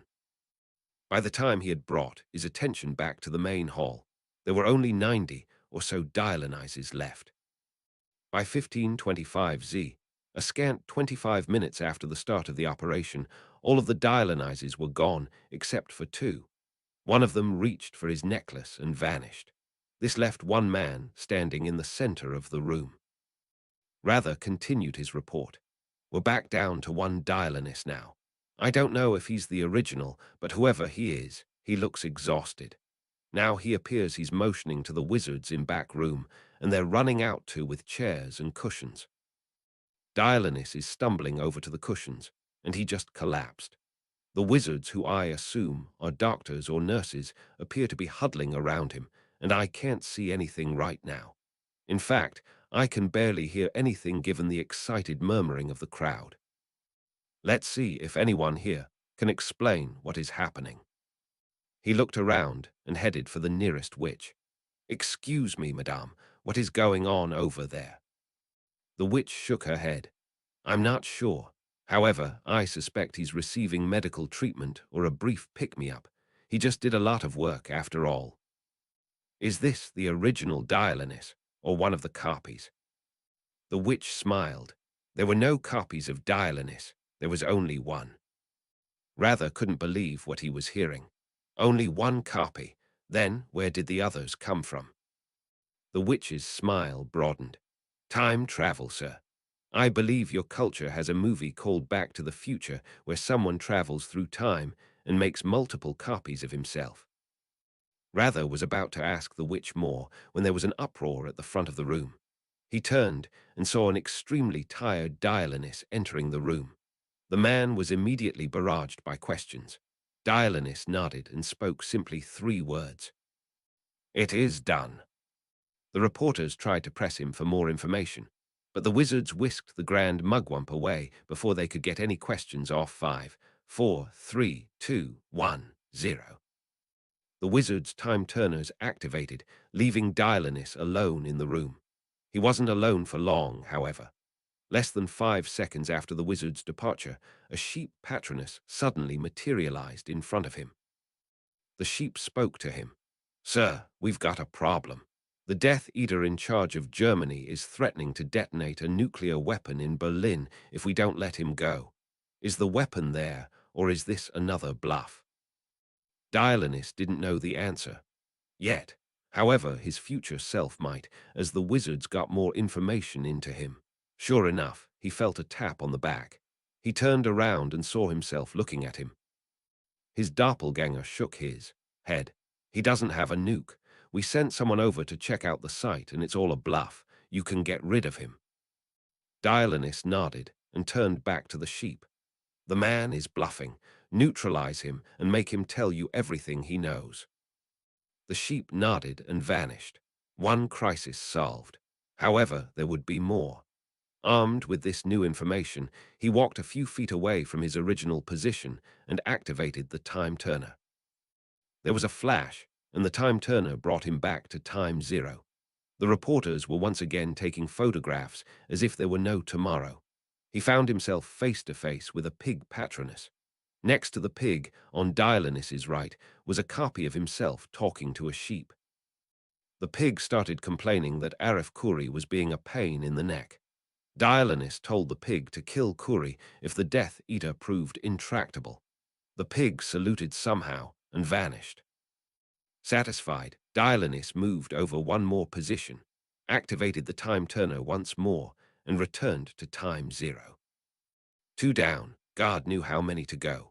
1,500 Z Mediterranean, so's Washington battle, group the pulsating red ball, which had been hovering over the now-submerged city, had begun to glow brighter and brighter as the end of the countdown approached. The captain had ordered all of his men below decks, concerned that whatever that thing was going to do wasn't going to be good for his crew. The clock hit 1500 Z, 11 am Eastern Daylight Time. There was only time for one chime to sound before the world blew up. The ball pulsed one last time and suddenly exploded noiselessly. He was shocked as he witnessed a visible blast wave speeding through the air far faster than the speed of sound. Within less than a second, it had disappeared over the horizon. The captain had no idea what the ball had done. However, whatever it had done had not harmed himself, his ship, or his crew. He could not help but be impressed. Dionysus had managed to harness a tremendous amount of energy, yet release it in a way which would not cause any collateral damage. He had ordered most of his ships into a protected harbor, where they would be able to ride out any tsunami or shark wave triggered by the red sphere in the sky. He, unfortunately, was ultimately responsible for the safety of his fleet, and would have to watch the explosion to alert the crew that it was safe for them to come out. The size of those balls seemed to indicate that this was one hell of an operation. The captain could just hope that it had taken out all of the nuclear terrorists and all of the remaining servants of Voldemort, Al-Qaeda headquarters location, classified Democratic People's Republic of Korea. Arif Kuri had been busy planning his next attack, a mini-nuke against Paris, when there was tremendous flash and the entire room erupted into flame. As if that had not been bad enough, his wand had suddenly jerked as if it had been hit with an electric shock. He dropped the wand in surprise, then hurriedly picked it up when he saw that the room had turned into a nightmare. Everywhere around him, he saw images of himself being consumed in flame. He saw his eyes melting out of their sockets, reforming and melting again. He screamed in horror and brandished his wand in front of him. Someone here had to be casting a spell, and he had to stop it. He never got a chance to cast it as a booming voice roared, "Expelliarmus." Kuri tried to cast a Protego spell, but for some reason the wand just flared a couple of blue sparks and did nothing. This left him open to the Expelliarmus, and the wand flew out of his hand along with a hand grenade, a gun, and a knife. Kuri's jaw dropped. He didn't know that Expelliarmus got rid of Muggle weapons as well. The man who had cast the Expelliarmus spoke in a voice which seemed to have come from the mouth of God. The word Imperio cut through the air, and Kuri's mind suddenly went blank. He suddenly decided that drinking the Veritaserum was an awfully good idea, and before he realized what he was doing, he had consumed the truth-telling potion. The voice ordered him to sit down as he looked wildly around the room. He found himself on the floor before he even noticed it. He could see none of the other Death Eaters, only nightmarishly deformed images of himself. Why weren't they helping him? And how did the Atlanteans manage to break his Fordelius? The voice lost some of its rancor. "Thank you, Mr. Kuri. Now we'd like to ask you a few questions. First, we'd like the names of everyone who reports to you, and we'd like the locations of the remaining uranium balls. Tell them to us, and do it now." Imperio. Kuri, slack-jawed, started running off the list of names and sites. Something deep down inside him told him that wasn't a good idea, however. Midway through the list, he realized what was going on. Gathering willpower he didn't even know he had, he somehow managed to overcome both the imperious charm and the truth-telling potion. Glaring in the speaker's general direction and forcing himself not to flinch at the horror, he hissed and shook his head. "That's all for you, swine." I'm not falling victim to the imperious/veritaserum trick. I'm not as weak-minded as some people. He heard voices start speaking urgently and quietly to each other. Somewhere in the background, he heard two of his Death Eater comrades screaming. He had a brief glimpse of a patronus, a pig, of course. The man was obviously a swine, disappearing into the air. That was when the same voice suddenly burst from behind him and shouted two words. Avada Kedavra. Kuri blinked. How could this man be in two? The flash from the apparition disappeared, and Hadar Dagher cast the disarmament spell on Arif Kuri at the same time that Dagher's doppelganger materialized behind the powerful Death Eater with a wand pointing at the man's back. Kuri tried to defend himself with a Pratigo spell, but the man's wand had been shorted out by the magical imp triggered by the exploding balls and did not work properly. The Expelliarmus hit home, and weapons of all sorts landed on the floor in front of Kuri.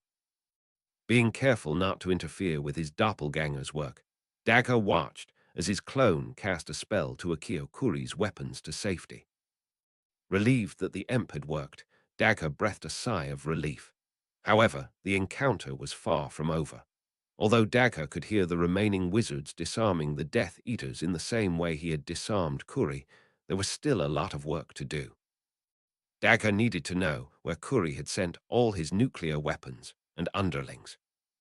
The goal was to dismantle Al-Qaeda from the top down, interrogating each level 1 at a time, and sending time-travel doppelgangers back to time 0 in each of those locations, so that all of the members of Al-Qaeda could be picked up in unison, without time to warn each other. He stared hard at Kuri. Thank you, Mr. Kuri. Now, we'd like to ask you a few questions. First, we'd like the names of everyone who reports to you, Muggle and Wizard, and we'd like the locations of the remaining uranium balls. Tell them to us, and do it now. Imperio. Kuri started rattling off some names and locations, and the man next to him started taking notes in rapid shorthand. Dagher was amazed at how extensive the Al-Qaeda infrastructure had been. It would take a while to get everyone. From the perspective of the world, it would take less than half an hour.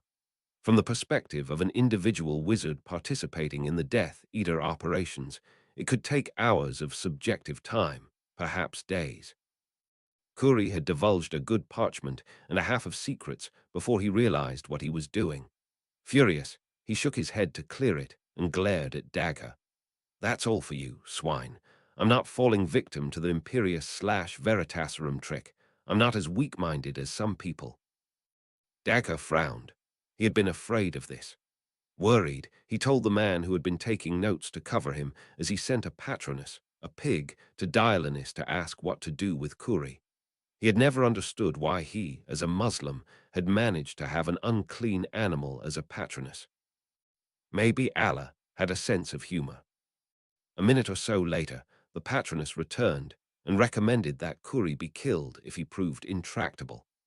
Nodding in satisfaction and making sure the note-taker was still covering him, he moved behind Kuri and activated his time turner to go back to time 0. Perhaps he would be able to kill the Death Eater, while Kuri was busy dealing with Dagher's first incarnation. Everything went off without a hitch, and the Death Eater was caught completely off guard by the Avada Kedavra beam. However, just as a precaution, he grabbed Kuri's weapons using Akio spells before casting the spell on him. He really didn't want one of those weapons, especially the Muggle ones, suddenly do something strange when Kuri was attacked. Thankfully, the weapons remained inert as the Death Eater fell to the floor, dead. The Dagher next to the note-taker walked around in his direction, brought out his time turner, and disappeared. With the doppelganger out of the way, Dagher told the note-taker to get this information to Atlantis, and to start having Atlanteans track down the locations and people on the list as soon as possible. 1500 Z Ministry of Magic New Delhi, India, the caterwauling charm went off, and Minister of Magic Aditya Gurumurthy spun to see what had happened. The pitch of the tone indicated that it had come from a district a few kilometers away. He checked the map of that area, and the dot on the map indicated the point at which the alarm had been triggered. Well, well, well, he thought. It looks like somebody didn't manage to apparate out in time. The bad guy wasn't going anywhere now, he thought. One of the first things he had done as soon as Time Zero had arrived was to raise an apparition interdictor across most of the big cities, which would allow only members of the Ministry of Magic or people with Atlantis rings to apparate. He donned his invisibility cloak and apparated over to the location identified on the map.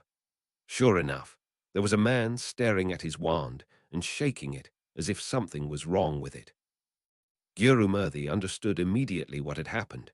The suspect had tried to apparate, failed, and tried doing something with his wand to figure out what was going on. The wand, of course, had also failed, and he was busy trying to play with it to see what had happened. Suddenly, he looked into the shadows down the street and started running in that direction. Gurumurthy smiled. Looks like he'd bagged himself a Death Eater. The suspect was in his mid-30s and had a thick, bushy mustache. He sent a patronus over to Atlantis and told them to send over an Atlantean to determine the man's intentions. If the suspect was spooked by his reflection on the surface of the Atlantean's defensive bubble, the man was obviously evil.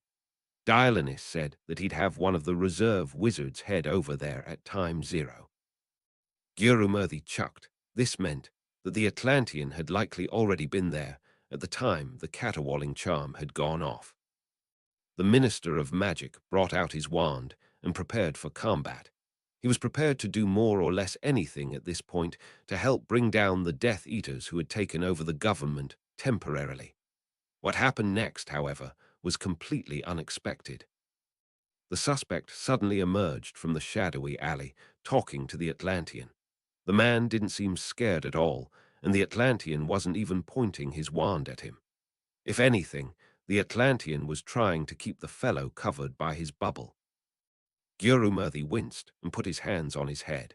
The man had been a civilian, and he'd seen the glow of the Atlantis bubble in the alley and run to the Atlantean for help.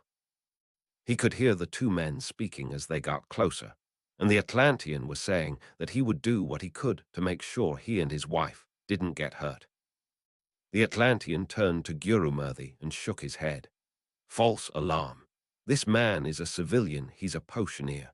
He apparently didn't realize that we'd put up the interdict. Gurumurthy blushed in embarrassment as the man rolled up his sleeve to show that he did not have the dark mark tattooed on it. The Minister of Magic apologized profusely and was about to offer the man some monetary compensation when someone cried out further down the alley. All three men turned to look down the alley and saw a man with a horrified expression on his face. The man was wearing a robe and pointing wildly at his wand. He was saying that his wand wasn't working and needed to borrow someone else's. The Atlantean looked sharply at Gurumurthy. The man may have had an imped wand, but the horror on the man's face when he had first seen the Atlantean was a smoking gun. Telling both men to get behind him, the Atlantean started walking down the alley towards the new suspect. The suspect soon realized that the authorities realized he was a Death Eater. He tried to apparate again and failed. Finally, he started running down the alley, away from the Atlanteans. The Atlantean world produced a patronus and sent it on its way. Seconds later, the running man suddenly stopped in his tracks and put his hands up. Gurumurthy instantly realized what the Atlantean had done. He had told DeLorean to send backup over to this location at Time Zero to get into position at the end of the alley and make sure the man didn't escape when he started running away. The help had hidden in the shadows from Time Zero until now and just walked into the open as soon as the man began running. The man was now trapped in the alley. Gurumurthy shot a hard look at the Atlantean. This fellow is mine. He and his friends took over my government and imperiused half my men. The Atlantean nodded and brought out his wand. A petrificus totalis hit the man in the back, and he toppled to the ground like a felled tree. The two Atlanteans converged on him, forced his mouth open, and poured in some veritaserum. They then forced him to swallow it and pointed both their wands at him. Gurumurthy and the civilian watched from behind the Atlantean's protective bubble. The potioneer looked at the prisoner and grunted in satisfaction. This is the man who was bullying me around and scaring me. That's what made me try to apparate away from him. I thought I'd managed to lose him. The second Atlantean waved his wand, woke the man up, and began the interrogation. All right, friend, roll up your sleeve and see what we've got here. The man shook his head. You think I'm a Death Eater? You must be crazy. The interrogator's eyebrows shot up. This man was smart. He hadn't told a lie, but he hadn't told the complete truth. However, the questioner knew his profession. Lowering his wand for a moment, not that the suspect could escape with the two bubbles blocking the alley, he shrugged. You know, perhaps you're right. There are probably hundreds of civilians for each Death Eater in this area. We already picked one up here, the guy with the mustache. We apologize for bothering you, and will let you as soon as you make an unbreakable oath and swear that you have never been a Death Eater and are willing to die if you have ever joined that order. The man's eyes widened, and he licked his lips. Unbreakable oaths. I don't like unbreakable oaths. The interrogator shrugged. You can't lie with the Veritaserum, and I can't argue with your stance on the oaths. All right, how about this? Answer me this question. Have you ever been, or are you, a member of the Death Eaters? Gurumurthy smiled and showed the suspect his teeth. The suspect was trapped, and everyone knew it. Finally, the suspect shrugged and rolled up his sleeve, revealing the dark mark. Gurumurthy immediately brought out his wand to kill the man, but the Atlanteans both raised their hands to stop him. No, Minister. We've got to interrogate him. We need to figure out where the rest of the cell went. We've already figured out that they scattered when they found Dilanis had declared Judgment Day. Gurumurthy frowned. He didn't like deferring his revenge, but he couldn't fault the man's reasoning. Drawing a deep breath, he pocketed his wand as the Atlantean continued to explain that the prisoner had to betray the cell. The suspect's eyes widened further. I can't betray the cell. They'll kill me if I do. Gurumurthy showed him his wand. We'll kill you if you don't, and we're here and they're not. The suspect suddenly smiled shrewdly. In that case, I won't tell you. If I'm going to die anyway, I might as well protect my friends. The Atlantean next to Gurumurthy swore and muttered something quietly to the minister. This guy's smart. We're going to have to be careful. However, I think I know how to figure this out.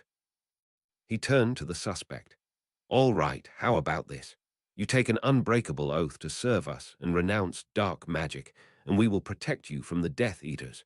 You'll also get substantial monetary compensation for your desertion. It's your choice, but I don't think you're going to get a better deal. Oh, and did I mention that the deal will expire in 5 seconds? 4, 3. That did the trick. The man immediately consented to take the unbreakable oath, and the civilian and Gurumurthy served as witnesses. Finally, the man's shoulder slumped. You'd better help me now, because I'm going to be hunted down and killed. The interrogator nodded. We will, my friend. How about if you start by telling me where the safe house is? There is a safe house, right? The suspect's head nodded involuntarily. The Veritaserum was still working. Well, where is it? Primary Death Eater Safe House, New Delhi, India. No fewer than 70 clones of the same person materialized in the safe house at time 0 and took everybody out. Normally, that would have been virtually impossible. However, the Death Eaters had lost their two primary means of defense, their wands and the ability to apparate. The agents then ransacked the place looking for the membership list, code words, and the locations of other safe houses. That was all Atlantis needed. It took a good 200 wizards jumping back to time 0 for hours of subjective time to round everyone up, but they eventually did it. By 1511 Z, 2430, one of the Indian subcontinent's 2430, 8 Death Eaters had been arrested. 1450 Z Thursday, June 20, 1996, Havana, Cuba, Fidel Castro was in over his head, and for the first time in a while, he half-heartedly considered going back to one of the evil wizards and having them take control of his mind again. He had thought that dealing with the nuclear explosion outside of Havana would be bad enough. However, the panic which had followed that blast paled to what had happened when Miami was hit with its own 25 KT bomb, and the Cuban Death Eaters had claimed responsibility. Clinton, of course, had gone berserk and threatened to hit Cuba with a nuke. Thankfully, no nuke had been launched, and in all honesty, Castro doubted that Clinton would actually use such a weapon against a populated area, especially when it was obvious that the Muggles hadn't been responsible for the attack. The Cuban leader highly doubted that an evacuation of Havana would be necessary, as ordering an evacuation given the circumstances would be a recipe for disaster. Unfortunately, all hell had broken loose when the tremendous red ball had suddenly appeared out of nowhere at the bottom of the hour and begun hovering above the city. Naturally, everyone had screamed at the covert American weapon, and within seconds the exodus had begun. Pablo Ruiz, his minister of magic, tried to explain to the citizens of Havana that it would be harmless and was intended to be used against the wizards who had attacked Castro. That hadn't done any good, and the exodus continued. Castro frantically tried to call everyone back, or at least if they were to leave, to not head in the direction of the nuclear blast. No one listened, however, and eventually Ruiz had to put a force field up physically prevent the refugees from heading into the danger zone. At the moment, Castro and Ruiz were watching a television broadcast from Atlantis. The camera was currently focusing on the control panel with the 4 keyholes, where bizarre, wedge-shaped symbols were flickering above it. A caption underneath the image was translating the cuneiform writing into numbers: 9, 31, 9, 30, 929. The telephone on Castro's desk rang, and the Cuban leader picked it up. It was Bill Clinton, and Castro put it on speakerphone. "Mr. Castro, we've decided that we're going to have the wizards take out the Death Eaters. If what DeLorean says is correct, we've got about 9 more minutes before all of them are hit with something of biblical proportions.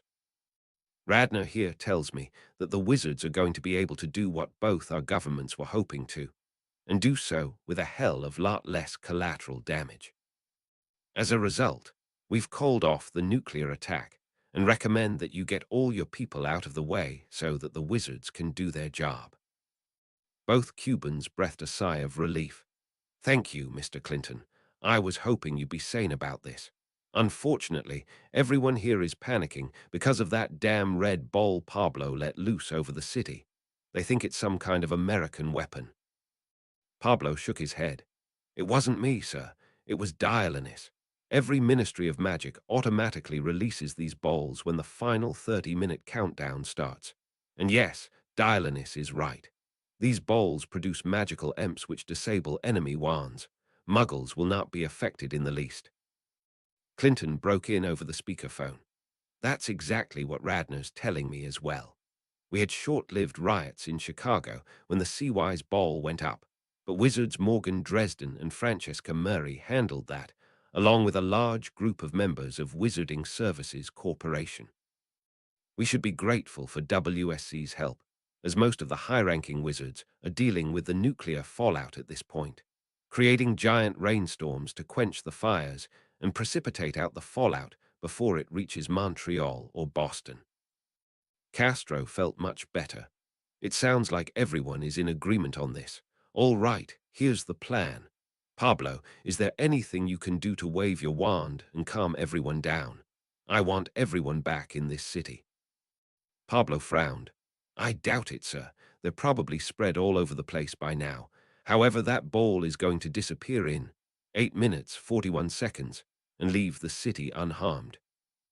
I suspect that if Deputy Ibanez and you stand out in the open and show everyone you're all right, everyone will come back." Castro had stared at Ruiz in surprise. "You want Rosario Ibanez to do it and not handle it yourself? That's odd. What are you going to be doing?" In response, Ruiz showed him the hourglass around his neck. "Taking out the Death Eaters. This object is called a time turner. When that countdown reaches 0, I'm going to disappear for 5 or 10 minutes. When I come back, All of the Death Eaters infesting this island will be dead or redeemed back to the light side. Castro stared at him skeptically. Madre de Dios, you're going to find all these Death Eaters and deal with them all in a few minutes. I would expect that would take hours. Ruiz nodded. You're probably right. It will take me a few hours, I suspect. Then how can you say you'll be back in 5 minutes and they'll be all converted? Ruiz winked. It's magic. The countdown continued. Clinton wished everyone luck with a couple of minutes to go and hung up. Finally, time zero arrived. There was a big flash, and Ruiz disappeared. 6 minutes later, he returned. In his hand was a bag containing no fewer than 25 wands. Castro stared at him. What the hell? You killed 25 wizards in 6 minutes. Ruiz chuckled. It took more than 6 minutes, sir. However, yes, we did kill off all 25 wizards. Cuba is now free of Death Eaters. Castro gritted his teeth. How can you say it took more than 6 minutes? You were here 6 minutes ago. In response, Ruiz showed Castro a wristwatch the Cuban leader had given him as a gift. Before time zero, both men's watches had read 11:59 a.m. Castro looked down at his watch, which now read 12:06. His eyes widened when he looked at Ruiz's. 5:53 p.m. The man had been out almost 6 hours, minus 1,500 Z-Chancellor's office Berlingermany. The Minister of Magic Georg Eichmann had a problem. He had thought that he'd be able to get away with killing off the Death Eater Imperiusing the Chancellor. What he hadn't anticipated, however, was the possibility that the Chancellor would shout that he'd detonate an atomic bomb in Berlin unless he was let go. There was no one else in the room, and his magical eye could not detect any invisible Death Eaters. A big complication only a second after he had arrived. He suddenly had an awful suspicion and summoned the Chancellor's canteen to Eichmann's hand. He took one whiff, polyjuice potion. Horrified, he hit the impostor with a petrificus totalis. This was going to be a problem. First things first, he needed to know if this wizard did in fact have a bomb in the city. He asked one of the men near him to start looking for it. Meanwhile, he sent his patroness, a sheep, over to Dialanis and asked him if the Grand Mugwump had heard anything about a bomb in Berlin. Dialanis reported that the man was bluffing and that he could be taken out. Unfortunately, taking out this Death Eater was going to be difficult. Unless he missed his guess, the country's real Chancellor was dead. Eichmann couldn't just wave his wand and bring the Chancellor back. Who would replace him? He needed to interrogate the impostor and get more information. He forced Veritaserum down the man's throat and began questioning him. The Death Eater admitted that he had impersonated Cole and had killed him after taking enough hairs to provide a year's worth of polyjuice potion. He then pointedly reminded Eichmann that people would get very suspicious if Helmut Cole were to suddenly die, particularly during Judgment Day. Eichmann smiled and shook his head. Not if he has a heart attack at age 66 due to all the stress from Judgment Day. An Avada Kedavra would be very good for faking that, as your colleague Osama bin Laden found out. However, perhaps we'll spare your life if you tell us where all of your accomplices in Germany are. The Death Eater, caught completely off guard, started to sing like a bird. Eichmann jotted down all the names and put the list in his pocket. This would be a list to start the investigation with. Eichmann turned back to the Death Eater and smiled. Thanks for your help, Death Eater. I've only got one more request for you. The Death Eater cocked his head at him, and that is. In response, Eichmann pointed his wand at the man's chest. Realizing what was coming, the Death Eater backed up and eventually came up against the wall. Eichmann smiled evilly. This request is simple. When you meet Hitler in hell, tell him one of my parents beat Auschwitz. Chapter 234, Mercy Killing. 1500 Z Thursday, June 20, 1996 times 0 Judgment Day. Command Center Atlantis Dialanis was getting tired. He estimated that he had been putting out fires and offering assistance to the Judgment Day agents for a good 2 hours, and he doubted he was even halfway down the line. He told the patroness speaking with him to once again, Dagger's pig, to hold on for a second when he yelled to the wizards in the neighboring room to ready some pick-me-up potions for him. He hoped that he'd get a chance to consume some of those potions at some point during the operation, but he wasn't optimistic about his chances. The wizards nodded and immediately set to work on the potions. Hoping that he'd catch a break, he turned back to Dagger. "All right, Hadar, what's going on this time?" When Dagger spoke, Dionysus could hear the satisfaction in his voice. "Sir, we just got the Sheik. Hamas safe house location classified West Bank. The Sheik got one glimpse of himself burning in eternal torment. He would have gotten a better view had two green beams not hit him in the chest less than a second later." Mikkel Oved spat in the dead man's face. "It's about time we got the bastard. He was bad enough even before Rodolphus Lestrange tied the organization to Voldemort." Dagger stared at her in surprise. He hadn't expected to see her there. Delicately, he asked, "Minister, shouldn't you be helping out with Tel Aviv and Haifa? I could have handled this myself, and he wouldn't have had any obvious reason to attack me." Mikkel glared at the dead terrorist leader. "I wanted to help finish him off myself. Besides, Hamas's humanitarian wing is already helping rescue people from both Tel Aviv and Haifa. Palestinians are pouring out of the West Bank to help assist with relief efforts. Although it's too late to install a radiation-proof shield around what's left of Tel Aviv, people are geminioing dental gowns and radiation suits by the hundreds.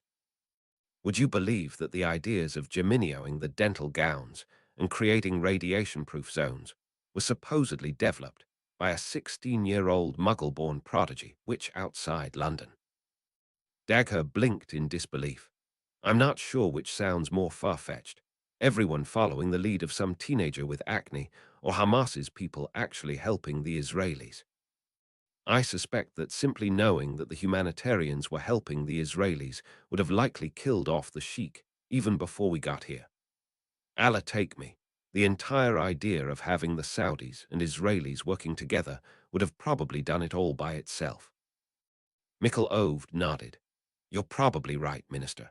At any rate, here's the update on Tel Aviv. The rain is coming down so hard now that there would have been very serious flooding had the wizards done some work to improve the sewer and irrigation systems. There are still a few stubborn fires which aren't going out, and many of the trees are dying. However, we're fairly certain now that we're going to be able to get enough fallout out of the air to prevent the contamination of cities like Nazareth." "That's good to hear. What about Haifa?" "There's a rain cloud up there as well, Minister. We don't have as many wizards dealing with Haifa at this point, which makes sense given the severity of the attack on Tel Aviv. However, there's some talk about the Haifa team messing with the wind direction to push all of the radiation out to sea. The Lebanese government, interestingly, is helping out as well up there." Dagger nearly fell over in laughter. Rodolphus Lestrange makes peace in the Middle East by allying everyone against a common foe and making everyone feel sorry for Israel. Who would have thought it? Mikkel Oved gritted her teeth. "Let's hope it stays peaceful. Minister, we're going to have to ram peace down everyone's throat in all likelihood. At any rate, the Lebanese went up in flames once they realized Hezbollah had been infiltrated by wizards who had allied with Hamas. They immediately saw themselves as accomplices in the Tel Aviv and Haifa attacks. The fact that the radiation from Haifa was heading into Lebanon also helped, of course." One of the Muggles who had accompanied the two wizards raised his hand. "Speaking of radiation, may I recommend that we start searching for any remaining Hamas bombs? Although they don't have any wizards anymore, those bombs could still be used as dirty weapons similar to the one that hit Haifa. I've got a Geiger counter here and think we may be able to track them." Dagger nodded. "That's a good idea. Take the Hamas wizard. He's sworn an unbreakable oath to work for us now, so you can trust him and have him lead you to the stash of bombs. Although most of them were in North Korea, he said that there was a backup supply in here." Once we have those bombs and finish off the rest of the terrorists associated with Hamas, we'll be all set. The Israeli and the Muggle stepped aside as the Hamas wizard entered the room and gestured. This way, and don't touch anything without me removing the enchantments from it first. Dagher nodded. That's a good plan. I'll join you momentarily after telling Dialanis we've just taken out the Sheik. Al-Qaeda safe house location, classified Afghanistan. Maulora Basin, Yousafzai held up his hand as green beams flew all over the room. Damn it, don't kill them. Just arrest them and turn them over to Muggle authorities. They're Muggles, for crying out loud. They can't do much in jail. Minister of Magic Ramat Niazi looked at the Afghan cleric. He could understand why a Muslim holy man would be reluctant to condone killing. Unfortunately, these men were too dangerous to be kept alive. Gently, he said, I'm sorry, Holy One, but I don't think we have much of a choice. This organization has been the bane of most of the Western world for a long time, and I think in this case, lethal force may be justified. You've heard of stories of people breaking out of jail, haven't you? All we need is for one of these people to escape, and everyone who is even remotely interested in terrorism will be drawn to him like a magnet. The cleric didn't like it all that much. However, he seemed to understand the need. Muttering something about there having been already too much killing, he turned his back and tried to look intently at the far wall. Niazi, who had no fewer than 6 doppelgangers of himself attacking the hideout at the same time, made fast work of the Muggles and sent information on the locations of their allies and subordinates back to Dialanis. Once that was done, he told the man with the Geiger counter to lead the way towards the world's final stash of golf ball-sized mini-nukes. The signal was weak given the lead covering the balls, but it was there. Even Niazi paled when he saw the pile of little balls. There were at least 100 of them there. The potential for 100 nuclear explosions, or at least dirty bombs. Detonation of scarcely 10 had nearly triggered the Third World War. 100. Allah help us. He turned to the Imperiust and Veritas-roomed Al-Qaeda operative next to him. All right, Kerem. That's all of them, right? The operative nodded. That's it, Minister. That's all of them outside North Korea. Niazi considered what to do with them. He couldn't just Evanesco them, because doing so would effectively detonate 100 more dirty bombs. It took him a few minutes, but he eventually came up with an ingenious solution. Making sure his radiation suit was on securely, he waved his wand and conjured a lead suitcase out of thin air. He worked his magic again and watched as all of the little balls dropped into the suitcase. He then levitated the suitcase with yet a third magic spell and left the room with the suitcase full of uranium floating merrily after him. Yousafzai cocked his head and looked at him. What are you going to do with all of those? Confiscate them. Niazi shook his head. Nope. To be honest, though, I had thought of confiscating them at first. However, I figured that it would be more appropriate to dedicate them to a more peaceful use. Yousafzai looked at the suitcase with suspicion. Really? And what would that be? Niazi grinned. Who here wants a new nuclear reactor?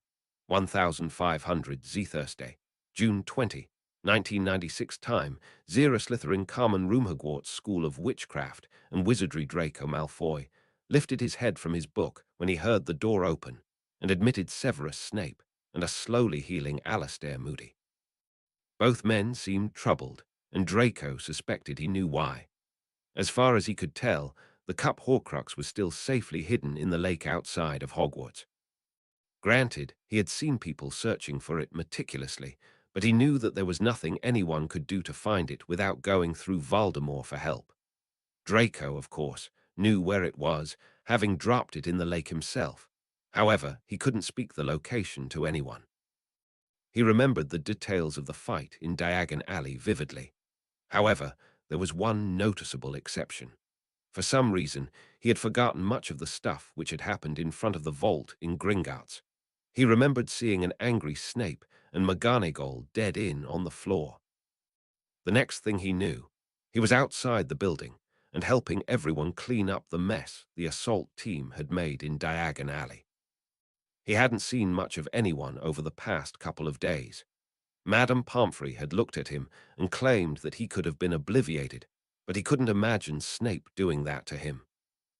Despite all that had happened, he still respected Snape and was grateful that Voldemort had accepted his double agent role in lieu of the assassination of his housemaster.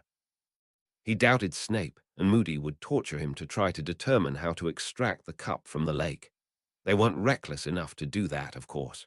Besides, what good would torture do if they wouldn't have been able to break through the Fidelius anyway? What were they here for? And where was Dumbledore? Usually Dumbledore and sometimes even Scrimgeour were involved in important conversations, and judging from the look on the men's faces, this was going to be a delicate and tricky discussion. Snape drew a deep breath and started speaking. "Good afternoon, Draco. I hope we're not disturbing you." Draco shook his head. "You aren't, Professor. Is something wrong?" Snape was silent for a moment and then turned to Moody. It was obvious he didn't want to say what he had to. Moody, however, didn't have any qualms about discussing it. Mad-Eye looked down at Draco and grinned. "Mr. Malfoy, it's over. Voldemort and the rest of the Death Eaters are all dead. Every single one of them. Snape pressured Dumbledore to spare you because you are underage, and Dumbledore agreed." Draco stared at Moody in contempt. "You seriously accept me to believe that? The Dark Lord is the greatest wizard of all time. Besides, he was in charge of a Muggle nation last time I checked, with my father as his deputy. How could he possibly be overthrown that quickly?" Snape responded with 2 words: Judgment Day. Draco looked at him blankly. What's Judgment Day?" Judgment Day is an emergency contingency plan available to Atlantis. It involves quite possibly the most powerful magic known to mankind, including the use of time turners. Why do you think the Ministry of Magic had a time turner in the building to give to Miss Granger 3 years ago? It was part of a stash, intended to be used in the remote chance that human civilization was threatened with extinction. Draco snorted. "I highly doubt the Dark Lord would destroy all of humanity. His goal is to rule the Muggles, not destroy civilization." "That may have been the case, Draco. However, the removal of the Statute of Secrecy brought the Muggle world into the nascent Second Wizarding War. Muggles were drawn into the fight, and for the first time in the history of our species, magic and technology were used in concert to produce truly monumental, yet terrifying, results." Snape paused for a moment, then finally managed to continue. "Draco, most of central London is gone, destroyed by an extraordinarily powerful Muggle explosive device. It's not the only city, however, which has been attacked. Pyongyang has been hit. Seoul has been hit. New York, Tel Aviv." Draco jerked back in shock. "You're lying. That's impossible. Nothing can destroy entire cities like that." Snape shook his head. "Look at my face, Draco. Do I look like I'm lying?" Draco examined Snape's face further. The man looked haunted and horrified. Snape was almost to the point of tears. Draco had never seen him like this before in his entire career at Hogwarts. For the first time, the Hogwarts student started to feel uneasy. Had Voldemort gone too far and attained so much power that the Muggles had to resort to emergency measures to destroy him? Moody continued. "Those weren't the only cities hit, Mr. Malfoy. Miami was also attacked. Weapons like that have also exploded in southern North Korea, near the capital of Cuba, and on the border between the United States and Canada. The death toll is estimated to be over 1 million people, possibly 2 million. The destruction of New York and London have toppled economic markets all over the world, and there are those who believe that the Muggle world is headed into an economic depression and period of extreme political instability. For all we know, England itself may be affected. All of this because of the actions of one man, Voldemort. The man who fled from death will likely go down in history as the man who killed millions of people and likely would have killed billions had it not been for the prompt, courageous work of Anastasio's Dialynis. Draco's eyes widened. As far as he knew, there weren't even 2 million wizards on the entire planet. The deaths of 2 million people to him seemed inconceivable. Multiplying that by 1,000 just blew his mind. Shaking his head skeptically, he said, "I don't believe you. This is impossible." Snape looked at Moody and nodded. He reached into his robe and pulled out a bag. Dipping his hand into the bag, he pulled out an odd garment and handed it to Draco. Draco stared at the garment in confusion. "What is this?" "It's called a radiation suit, Draco. We're going to take you to see the remains of London so you can witness the destruction for yourself. For your own safety, we must wear these suits to protect ourselves from harm in the attacked areas."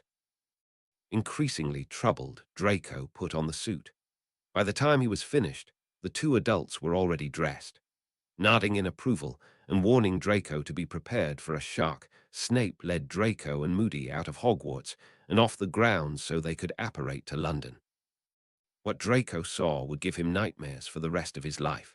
He rematerialized in a world of driving rain, punctuated by flashes of powerful lightning. All around him were ruined buildings and corpses, and everything which was still standing was very badly burned. Off in the distance, he could barely hear screams for help and howls of pain over the sound of the downpour. Several of the walls which were still standing had odd, human-shaped silhouettes of unburned material imprinted on them. He didn't know how that had happened, and in all honesty, he didn't want to know. Although he couldn't tell where exactly he was due to the destruction of all of the obvious landmarks, he had the distinct impression that the Thames had widened into an oddly circular lake in this area. This lake hadn't been there before. He was sure of it. Dead fish and bloated bodies were floating in it.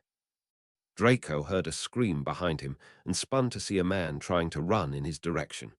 His body was very badly burned, and hair was falling out in droves. He asked Draco pleadingly for his radiation suit. Snape looked sharply at Moody, who nodded and hit the injured man with an Avada Kedavra. Mad-Eye had to explain to Draco that the man had been killed out of mercy, not malice. Radiation poisoning was a terrible way to die. Draco's knees buckled, and he fell to the blackened ground.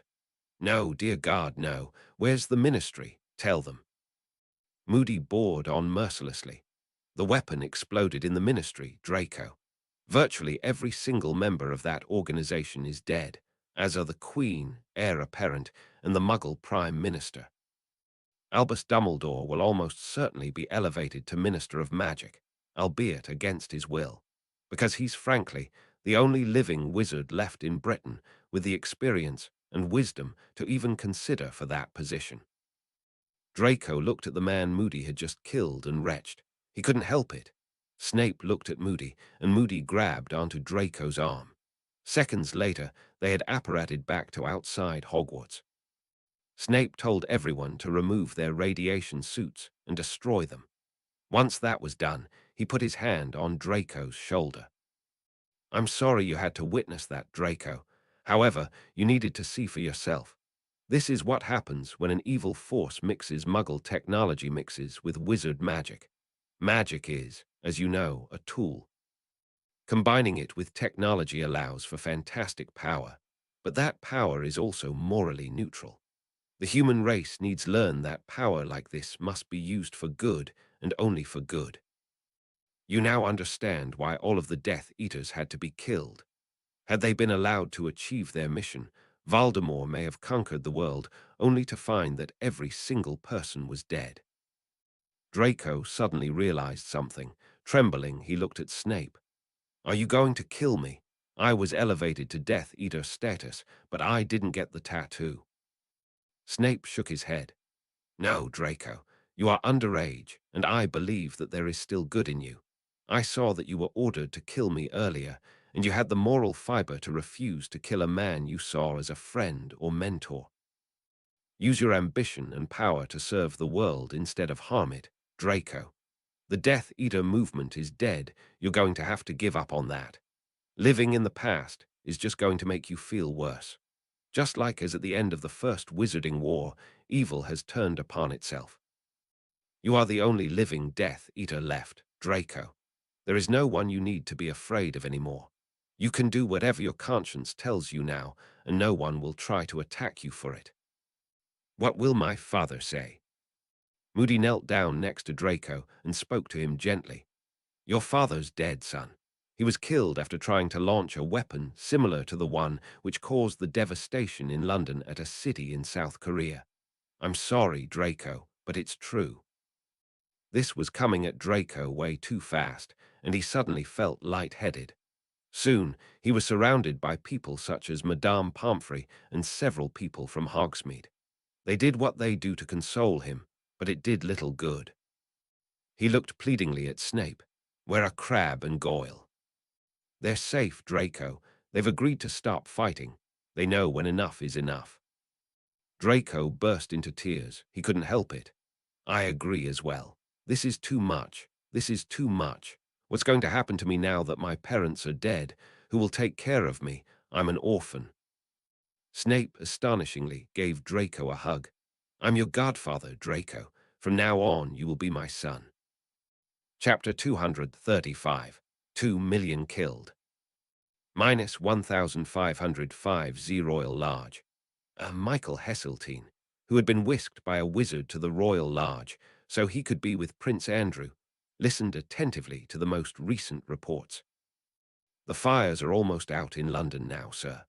The deluge is knocking down the fallout and dousing the flames at the same time. I can't believe this, but I suspect that we'll be able to discontinue the fallout emergency beyond maybe 15 miles from London. People closer in, however, and downstream on the Thames will still need to be careful, however. The PM whistled. That's good news. How many people were killed? We're guessing 150,000 dead immediately, 200,000 once the radiation takes its toll on the population. I know, sir, the fallout's been taken care of, but it's going to come too late for a lot of people. I must say, sir, that teenager who had the foresight of setting up that fallout shelter in that dentist's office likely saved a good 100,000 to 150,000 lives, and possibly as much as 1 million or more. Consider that her tactics were copied all over the world when the bombs went off primarily in urban areas. Granger and Granger Dental Associates is going to get a lot of advertising out of this, at the very least because their logo is on virtually every single dental gown the affected area. Can you give me a rundown of the list of cities which were attacked? Yes, sir. We've got the 50 in London. The following cities got 25. A small town on the US-Canada border which happened to have bad luck with geography, New York, Miami, Tel Aviv, and Seoul. Pyongyang was hit with 2 missions, ours and 3 tridents from an American sub. A 25 went off maybe 20 miles from Havana, but thankfully the wind blew the fallout out to sea. We're estimating the worldwide casualty total, including people from radiation sickness, to be around 2 million. Andrew swore, 2 million killed in 3 hours. Bloody hell. We were always afraid of nuclear terrorism, Your Highness. Who would have thought that a nuclear crisis could be triggered by some snake-faced wizard who had aspirations of being Prime Minister? At any rate, it could have been a hell of a lot worse. If Dialynis hadn't done what he did, the US would have almost certainly nuked Havana. The Russians would have gone berserk and almost certainly entered the fray. One the US and Russia start shooting at each other, goodbye world. I'm starting to see why Dialynis acted. Rumors are circulating that there would have been a good 1 in 3 chance that human civilization would have been destroyed completely had he not intervened. 1526, Z Thursday, June 20, 1996, Norad Bradley Shep was finding it difficult to keep his eyes on the console in front of him. He had to make sure that no missiles were launched or any other misbehavior took place now that the countdown had ended. Much to his surprise, the board had been clear for the past 25 minutes. Thinking he could take a bit of a break, the wizards must have pulled it off. After all, he couldn't help but glance at the monitor displaying the broadcast from CNN every so often. The reporter was finding it hard to keep up with everything that was going on. Right now, he was talking with Devasena Sharif, the Deputy Indian Minister of Magic. Good afternoon, Deputy Minister. Have I been imagining something, or have there been flashes of light popping up all around Mumbai and New Delhi for the past couple of minutes?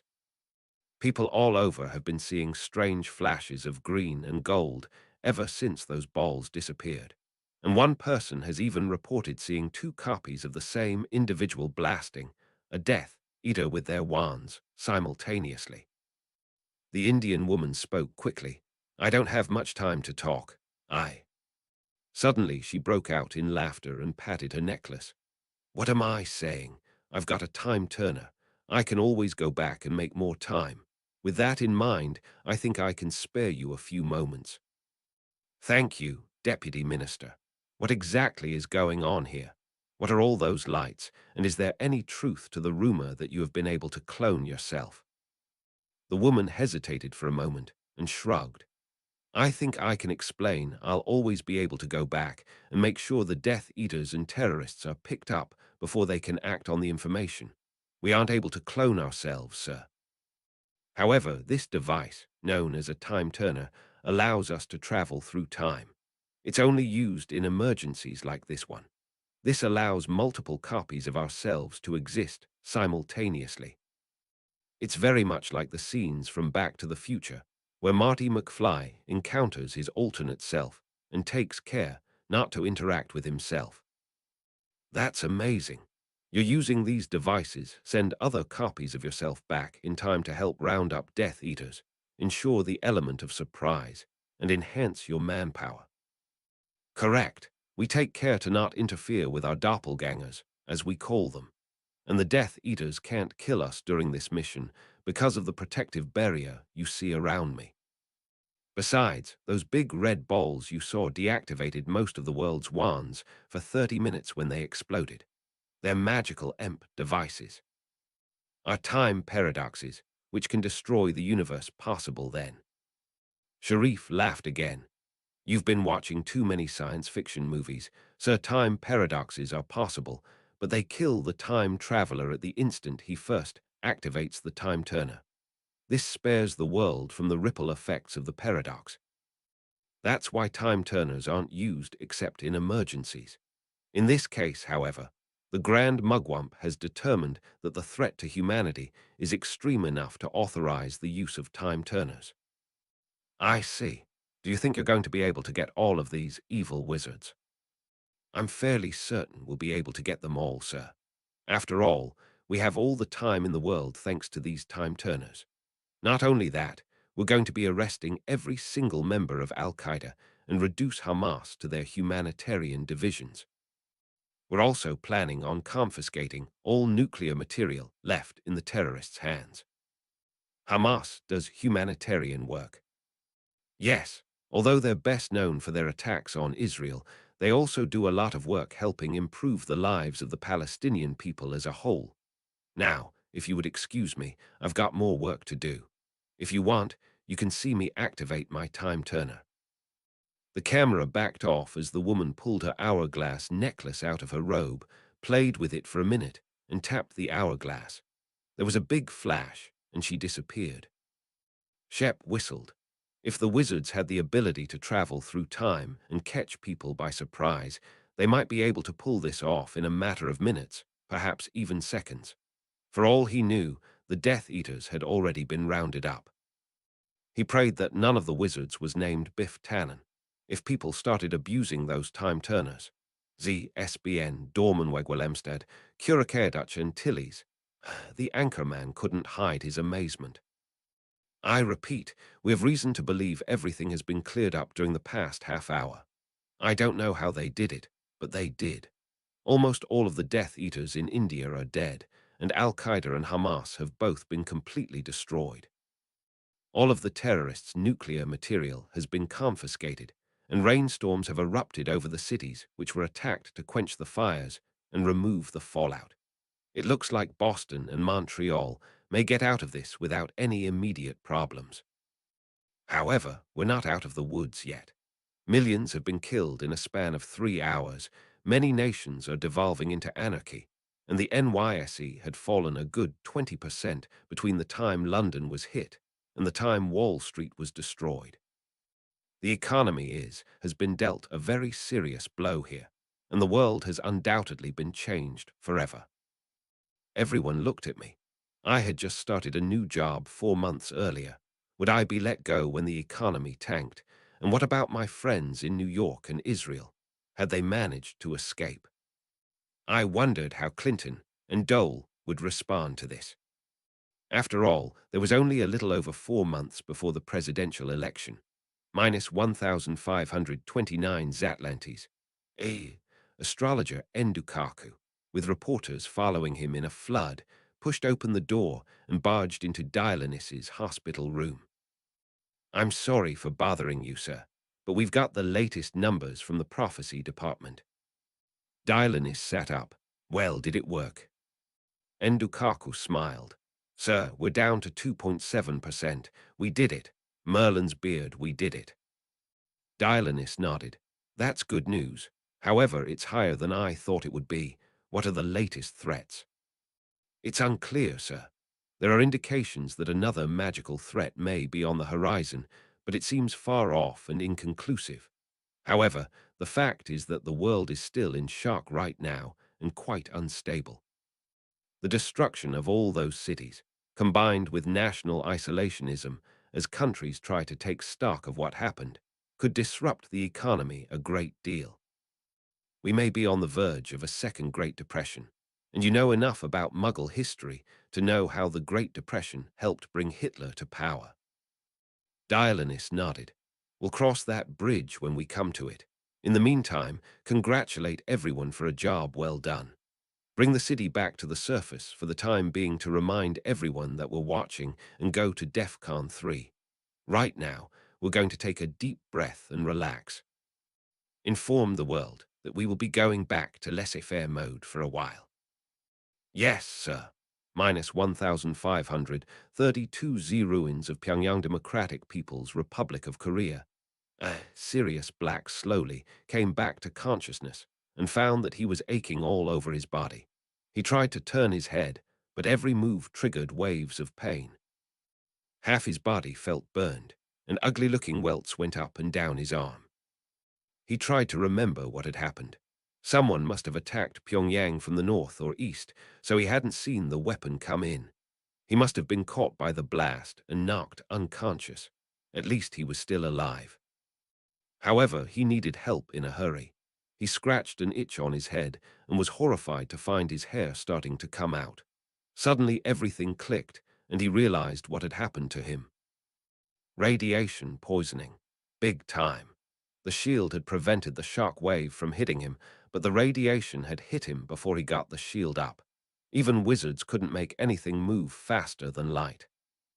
He wondered how much time he had left. He needed to get back home to Britain and do so very, very fast. With 12 Grimmauld Place almost certainly destroyed, the only alternative he could think of was Hogwarts. Chapter 236. The Wizards Are Our Angels.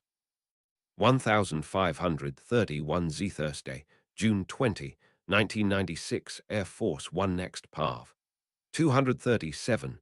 Stanislav Drackle Bill Clinton couldn't believe what he was hearing. "Are you telling me that in a span of 30 minutes, the wizards destroyed all of Al-Qaeda, wiped out every single Death Eater, and reduced Hamas to its humanitarian service divisions?" The speaker on the other end of the line responded rapidly. "That is affirmative, sir. We're getting confirmations from all over the world. Most of the enemies were taken out in a span of 5 minutes from 1500 to 1505 Z. Jesus Christ, what are they, Jedi Knights?" The man on the other end of the line chuckled. "For all we know, sir, they could be. Regardless of where they get their power from, it's obvious that Dionysus and his men are extremely powerful and truly do have the interests of the world in mind. Amazingly, they both have power and the discipline to use it wisely." Clinton grunted. "If they're so powerful and willing to help, why didn't they prevent things like the Second World War, the Black Death, and so forth?" They're only authorized to act if there is a clear and present danger to the human race as a whole, sir, not to any individual state. Usually, Atlantis is completely neutral in world affairs. Besides, the statute of secrecy was still in place until about 5 months ago. Regulations be damned. Surely someone down there must have considered bending the rules a little to save millions of people from tyrants such as Hitler and Stalin. If all else failed, they could have just obliviated everyone after they had done the deed. There was a pause on the other end of the line. Mr. President, you're not the only person to wonder about that. Something tells me that at some point, Atlantis is going to have to justify the Holocaust to the Jews, the virgin soil pandemics to the Native Americans, and the Black Death to most of Europe. And believe me, sir, I don't want to be in his shoes when those lawsuits come out. 1553 ZSD. Peter's Basilica, Vatican City. Church bells rang in celebration all over Rome. Against all odds, the wizards had pulled it off. Even urban Roman 8 had to concede that were it not for the wizards, the world would not have come out as well as it had. Sounds of music and celebration, not to mention prayers of thankfulness, pervaded the Vatican. Someone even tried to hand John Paul a bottle of champagne, but His Holiness declined, saying that it would be inappropriate to be drinking alcohol with Suleiman in their midst. However, the pontiff definitely recommended fruit juice for his little gathering. The evil wizards and nuclear terrorists had been destroyed. However, the repercussions of Judgment Day would be felt for years. There was panic in downtown Rome as the Italian stock market, jolted by the loss of two of its major trading centers and a fear of national isolationism, had fallen 30% in the last few hours of trading. Only time would tell if an international depression would ruin the world as thoroughly as nuclear terrorism. Celestine Roman 6, who was looking out the window at the crowd celebrating below in the square, suddenly whistled and began scratching his beard. Very interesting. I'd never thought of that. Suleiman rolled his wheelchair over to the former antipope. Thought of what? In response, Celestine pointed out into the crowd where several people were helping to hold up a big sign. The sign read, "The wizards are our angels." Suleiman understood immediately. Troubled, he turned to John Paul. Could it be? Could all of the angels mentioned in our holy books have been wizards? We know wizards can fly and that they can do very unusual things. You're a wizard, Holiness. Do you have any idea? That would revolutionize all of our religious teachings, to say the least.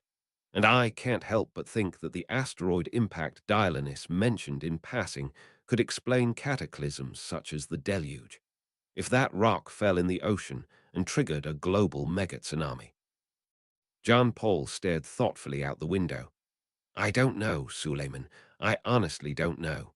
And to be honest, if I did know, I wouldn't be willing to tell the people. It would probably just upset them too much, especially given what they've just gone through. However, we definitely know wizards appear in the Bible. After all, we've met one of them ourselves. The Dalai Lama's eyes widened. Samuel. Celestine and Urban rolled their eyes, but both John Paul and Suleiman nodded. Yes, Samuel. His ghostly form could easily have been mistaken for an angel, and ghosts wouldn't have been seen very often given the statute of secrecy. You may want to prepare your congregations, gentlemen. There may be a lot of surprises about to come out which the world may not yet be ready for. And judging from what Deborah was saying, there's a lot of stuff which may have been lost to history, but will resurface. The wizards start explaining their world to us. Such as? John Paul stared thoughtfully out the window. For one thing, she claimed that Samuel was the bastard son of Eli and Hannah. For another, she was assassinated as a feminist by the male-centered authorities of the time. There was a long silence. Finally, Suleiman drew a deep breath. Inshallah, Samuel won't come back. He told us he'd given up on trying to redeem us and basically told us all to go to hell. However, I cannot help but think that Allah in his wisdom has given us another chance by inspiring the wizards to save our world. If Allah thinks that we still may be salvageable, Samuel is going to come back and resume his ministry. And we know that both he and Deborah have big mouths and aren't shy about speaking their minds. If he suddenly blurts out that Moses, who had only lived 100 or so years earlier from Samuel's perspective, had been a wizard. Everyone jerked back in shock. That would be bad. Very bad. Minus 1603, Havana, Cuba. Fidel Castro couldn't believe that he was having this conversation with Bill Clinton. Judgment Day makes strange bedfellows, he thought. Yes, Mr. Clinton. We'd appreciate humanitarian aid here at the very least. We're going to need to get all of those frightened people back into Havana. However, may I highly recommend that my government take care of all direct interaction with the people. They're not exactly fond of Americans down here, after all. Clinton agreed over the phone. That makes sense, Fidel, and you'll be sending people over to help clean up Miami. Absolutely, sir. I can't help but think it's somewhat my fault that Miami was hit. Had we caught those Death Eater infiltrators in time, none of this would have happened. However, I'd appreciate it if everyone we sent over to help in Miami came back to Cuba when the mission is complete. As we both know, people who leave Cuba for Miami generally don't come back. That's an understandable concern, Fidel. I'll see what I can do. 1741 Tel Aviv. The reformed wizard who had formerly been associated with Hamas had to use magic to keep the two sides apart. Turning to the Israelis who had thrown the rocks, he roared, "Enough people have been killed already. Can't you tell that they're trying to help you?" The Israeli spat at him. "I don't listen to you, terrorist. You attacked my homeland and killed my sister." The wizard glared at him and gestured sharply at one of the buildings nearby, where the Palestinians were helping the Israelis distribute clean food and water. Chapter 237. Hermione's First Press Conference. 1811 Thursday, June 20, 1996 Durmstrang Academy, Northern Sweden. We did it, Stanislav. The Death Eaters are no more, and I've come back. Stanislav Drakel spun when he heard the familiar voice. Sure enough, it was Igor Karkaroff. The man seemed very relieved. Drakel could understand why. The world was at peace once again, albeit for the time being, and the headmaster no longer had to worry about the Death Eaters hunting him down. Drakel turned and shook Karkaroff's hand. That's good to hear. What's Dionysus's take on the future of the world? I'd be shocked if the prophecy department reports a number greater than 2% after everything that's happened. Karkaroff grunted. 2.7%. A little higher than I would have wanted, but I'll take it. It's a lot better than 39.1. Atlantis is now at DEFCON 3 and is once again going back to its old laissez-faire style of control. What's the major threat this time, according to Dionysus? Don't tell me it's another nuclear war. Karkaroff shook his head. I don't think so. For some reason, the prophecies are indicating that the threat will come from the Ukraine. It's too early to tell for certain, however. There is also a vague sense that the Romanov line may be in jeopardy, as many people in Atlantis believe that the war triggered a prophecy recently uttered by a witch in the United States, which claims that particular line will fall within 6 years. It's called the Dawn Ash Prophecy, if you want to look it up. And don't get me started on St. Malachi. Drakel hissed. The Celestines. It's got to be the Celestines. Celestine announced his claim to the papacy there. The human race has always been fond of religious warfare, and we don't have Samuel trying to force his hippie crusade down our throats anymore. As far as the Romanovs go, Ukraine and Russia have never exactly been best friends. Karkaroff nodded. I suspect you're right. However, if the threat is real, it's far enough away that we've got time to prepare. Let's hold off on it for now. How is everyone faring here? Drakel hesitated, but finally his shoulders slumped. The school is all right. We're still planning on having classes next year as usual. However, several underage students were killed in the fighting. Several adults were as well. including the man who was most likely our most famous graduate, Victor Crumb. Karkaroff stared at him in horror. Crumb's dead. Yes, headmaster. He gave his life evacuating Muggles from the wizards fighting in and around Pyongyang. The Felix Felicis, his skill as a seeker, and his experience in the Triwizard tournament made him almost impossible to bring down. Eventually, though, his luck ran out after no fewer than 75 successful missions. Karkaroff bowed his head, removed his hat, and made the sign of the cross. There wasn't really anything else he could do, minus 1931 Z near Montreal, Quebec. Danielle Durand rounded on Jesper Ettel. What? You mean we've still got a problem? I thought you knocked all of the fallout out of the sky with that rainstorm. The Canadian Minister of Magic nodded in exasperation. We did. However, we forgot one thing. Really, what's that? Rivers always flow to the sea, and the St. Lawrence is no different. Guess where all the fallout went once we knocked it out of the sky? Danielle suddenly realized what had happened. You mean all we've managed to do is make it so the fallout hits Montreal by water instead of by air? I'm afraid so, Danielle. We're going to need to do something about this, and do it fast. We've got a lot of dead fish in the Cornwall area.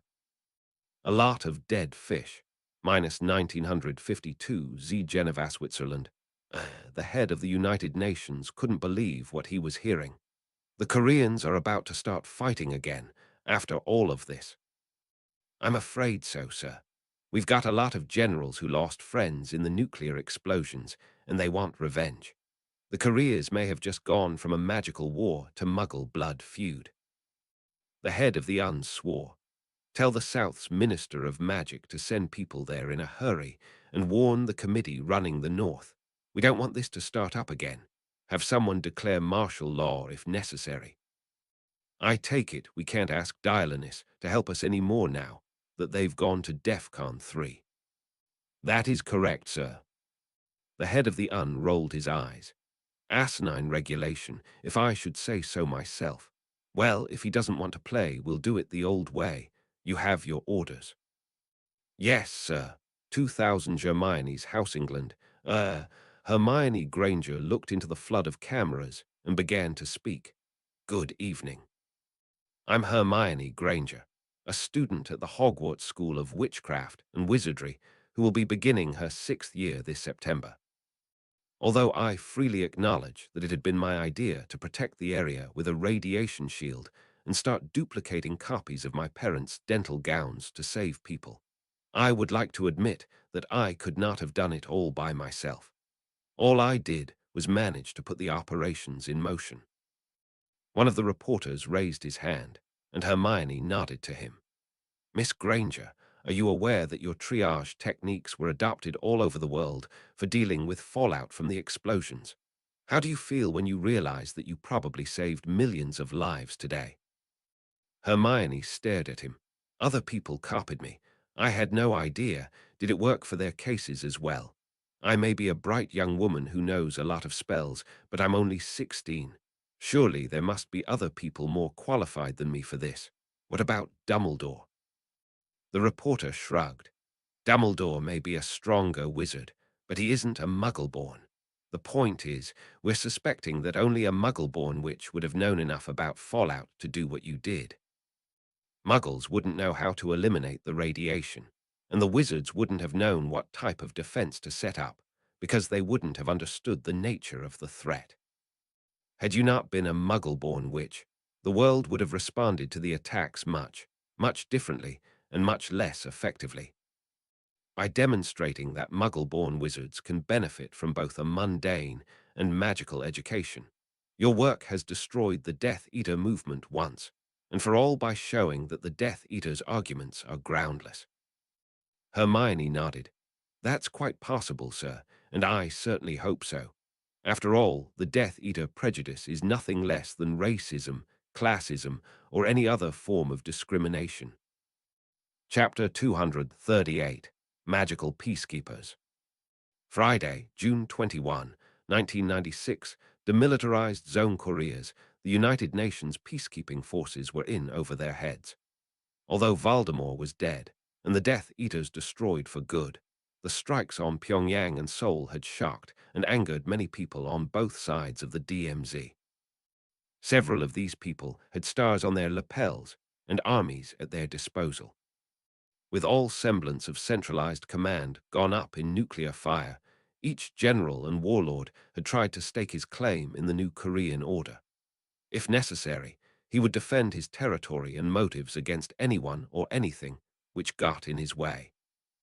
Both countries had fallen into anarchy and chaos within hours of Judgment Day, and both the United Nations and the South's Minister of Magic petitioned Atlantis for help.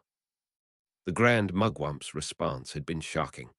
He had explained that by law, Atlanteans had to remain neutral and could not directly intervene in human events, Muggle or wizarding, unless the threat to humanity was such that Atlantis was at DEFCON 2 or higher. With the now surfaced city at DEFCON 3, Atlantis had to decline any intervention. However, he did organize an emergency summit, which asked wizards all around the world to ask for volunteers to help separate the combatants. The first people to volunteer were organized into the 1st Battalion of the Wizards' Standing Army.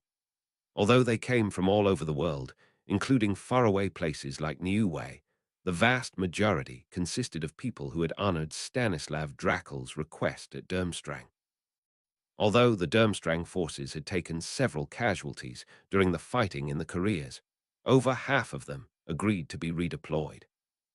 Although Dumbledore's army, now rebranded as the 2nd Battalion, would have normally jumped at the opportunity to help, they were too busy cleaning up London to spare any time for the Koreas. Stanislav Dracul, carrying the 1st Battalion's triple emblems of the Atlantis rising sun, the Durmstrang seal, and words, "Remember Crumb," apparated with his charges into the middle of the war zone. With Karkaroff back in his role as head of Durmstrang, he felt that it would only be appropriate for him to enlist in the army as well. He lost a couple of people immediately when one of them apparated onto a landmine. Resisting the temptation to eliminate all the landmines, as all that would do would make it so the two sides could send ground forces across the DMZ more easily, he ordered everyone in his unit to join together and erect a powerful force field separating the two sides. The force field extended across the entire peninsula and extended a good 10 kilometers into the air. The field would prevent anything artificial from crossing from one side of the peninsula to the other. The spell was incredibly difficult, and the parents of the Durmstrang students had to do a lot of the work.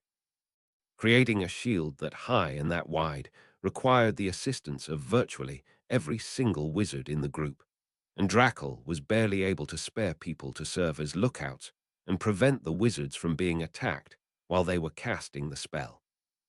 The South Korean Minister of Magic had offered to do what he could to help out. Dracul, however, had to turn down his request, as it had to be obvious that the shield was being installed by a neutral party whose sole intention was to stop the fighting. Finally, the shield was in place. Bullets crashed into thin air and plummeted to the ground, causing the wizards to have to jerk out of the way to avoid being hit by the falling projectiles. The bullets were then followed by a South Korean helicopter which collided with the wall, lost its rotors, and fell to the ground. Dracul grieved for the chopper's crew and hoped that the world would get the message and get it quickly. The only thing Dracul was concerned about was the possibility that ballistic missiles would be able to be fired over the barrier. He figured that the odds of that happening were remote, however. For one thing, anything remotely resembling a nuclear strike would immediately be shot down. For another, destroying Seoul or other cities wouldn't do much good if your troops weren't able to get through the shield to occupy them. St. Peter's Basilica, Vatican City. Everyone was fasting. Everyone.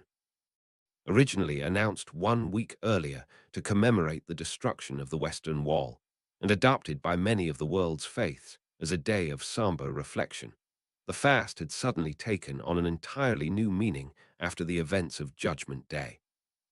Houses of worship were jammed all across the globe. Several people were thanking God for delivering them from the danger, while others were beseeching him to save them from future attacks. According to the news broadcasts, a good 20% of the people all across the planet were fasting. Such a turnout was absolutely unheard of. June 20th had been made a religious holiday in all three monotheistic traditions.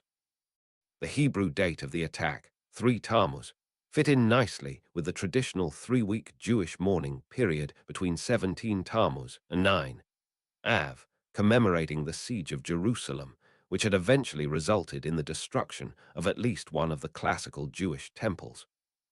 Many congregations were advocating extending the 3-week mourning period to 5 weeks. Whether it would catch on or not was still to be determined. The new holiday was to be called Yom Din Sheni, the second day of judgment.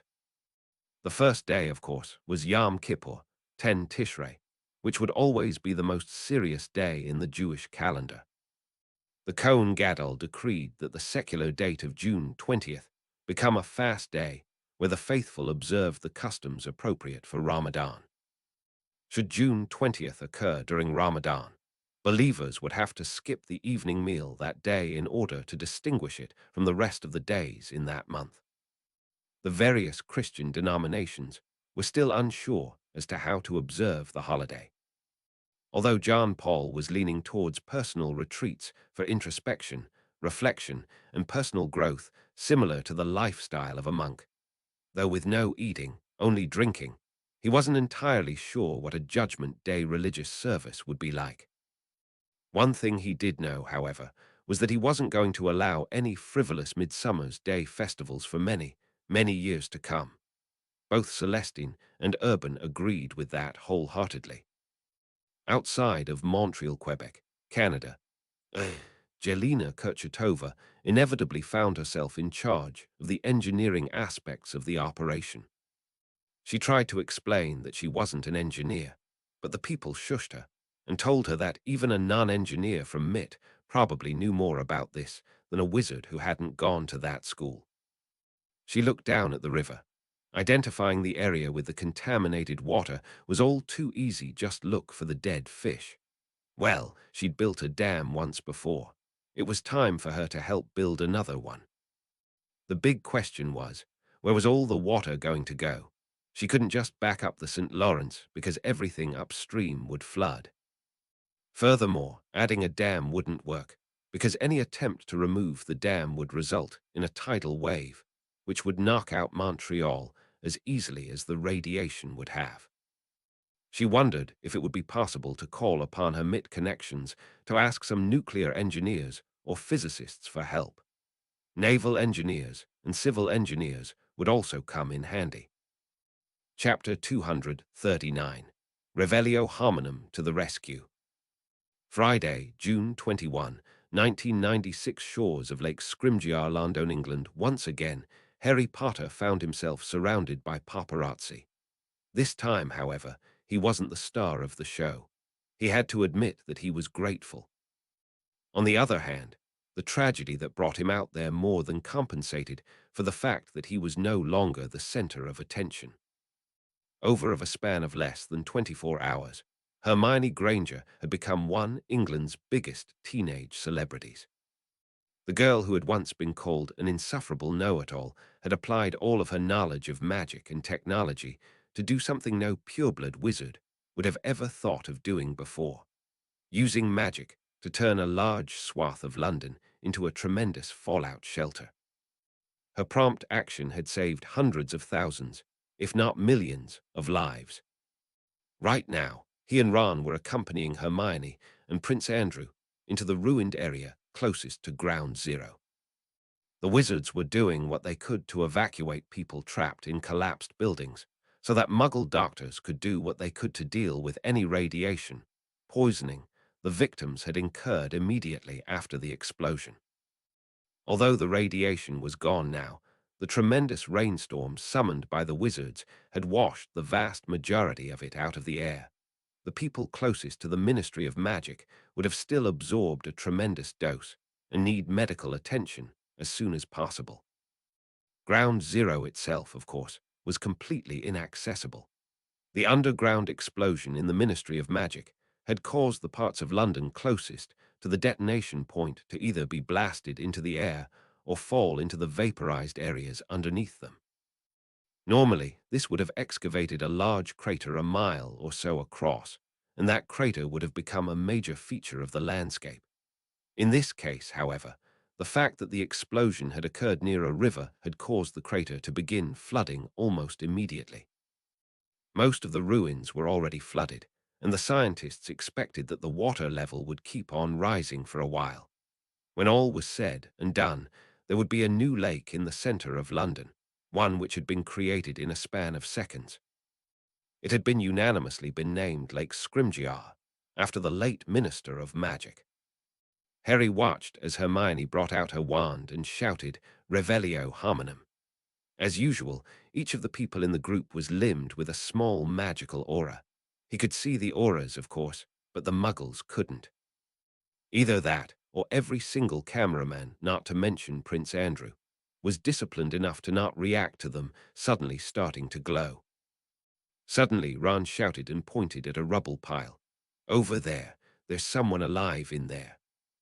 Prince Andrew whirled and looked in that direction. "I don't see anyone. Where?" Hermione explained. "Your Highness, the spell I just cast will cause all living humans to emit magical auras which can be detected by wizards. It's normally used to make sure there aren't eavesdroppers around, but in this case, the spell can be used for peaceful purposes." The prince grunted for a second. "I'm emitting an aura right now." "Yes, Your Highness. It's invisible to Muggles, and it's completely harmless." Andrew chuckled. "Wait until the sass finds out about this." Harry cut in. "We can talk about this later, Your Highness. In the meantime, let's rescue that person." Andrew, his guards, the paparazzi, and the wizards all hurried over to the designated rubble pile. Ron waved his wand, and blocks of concrete flew into the air. Seconds later, a badly injured man climbed to the top of the pile. He was badly burned and needed medical attention immediately. Harry suspected that he wouldn't have lasted more than a day or so had Hermione not found him. A large number of EMT personnel immediately converged upon the victim. Seconds later, they were joined by Madame Pomfrey. Harry watched as the victim was whisked away for treatment. The group was about to head over to rescue another person when a communicator started chirping on the belt of one of the prince's guards. The guard looked at it, whistled, and turned to Andrew. "Your Highness, I think we're going to have to cut this short as Diana has just arrived with the children. I believe we've got a coronation to attend." Berlin, Wolfgang Scherbel's jaw dropped. "What do you mean, Cole's dead?" "I spoke with him yesterday, and I highly doubt that those wizards would have been stupid enough to kill him during those Judgment Day activities." Georg Eichmann gritted his teeth. "The man you spoke to wasn't Cole, Herr Scherbel. He was a wizard masquerading as the Chancellor. The Death Eaters did the same thing to Germany that they did in Korea. Kill the person in charge and take his place using the polyjuice potion. That's the concoction which lets you look like someone if you steal some of his hairs, right?" "Correct, sir. The Death Eaters seem to have used two different methods to take over countries. Kill the leader and masquerade as him, which is what happened here and in North Korea, or brainwash the leader and have him or her do the Death Eaters' bidding. That's what happened in Saudi Arabia, China, and Cuba, though the Saudis eventually managed to figure out what was going on and killed off the Death Eater. Unfortunately, the damage had already been done. Voldemort managed to insinuate his men into the Middle East under the auspices of the Imperiust King Fahd. Had the Saudi Minister of Magic figured out what had happened a little earlier, the entire mess in Israel wouldn't have happened. India was a little different, as the Death Eater cell managed to overthrow the government in a coup.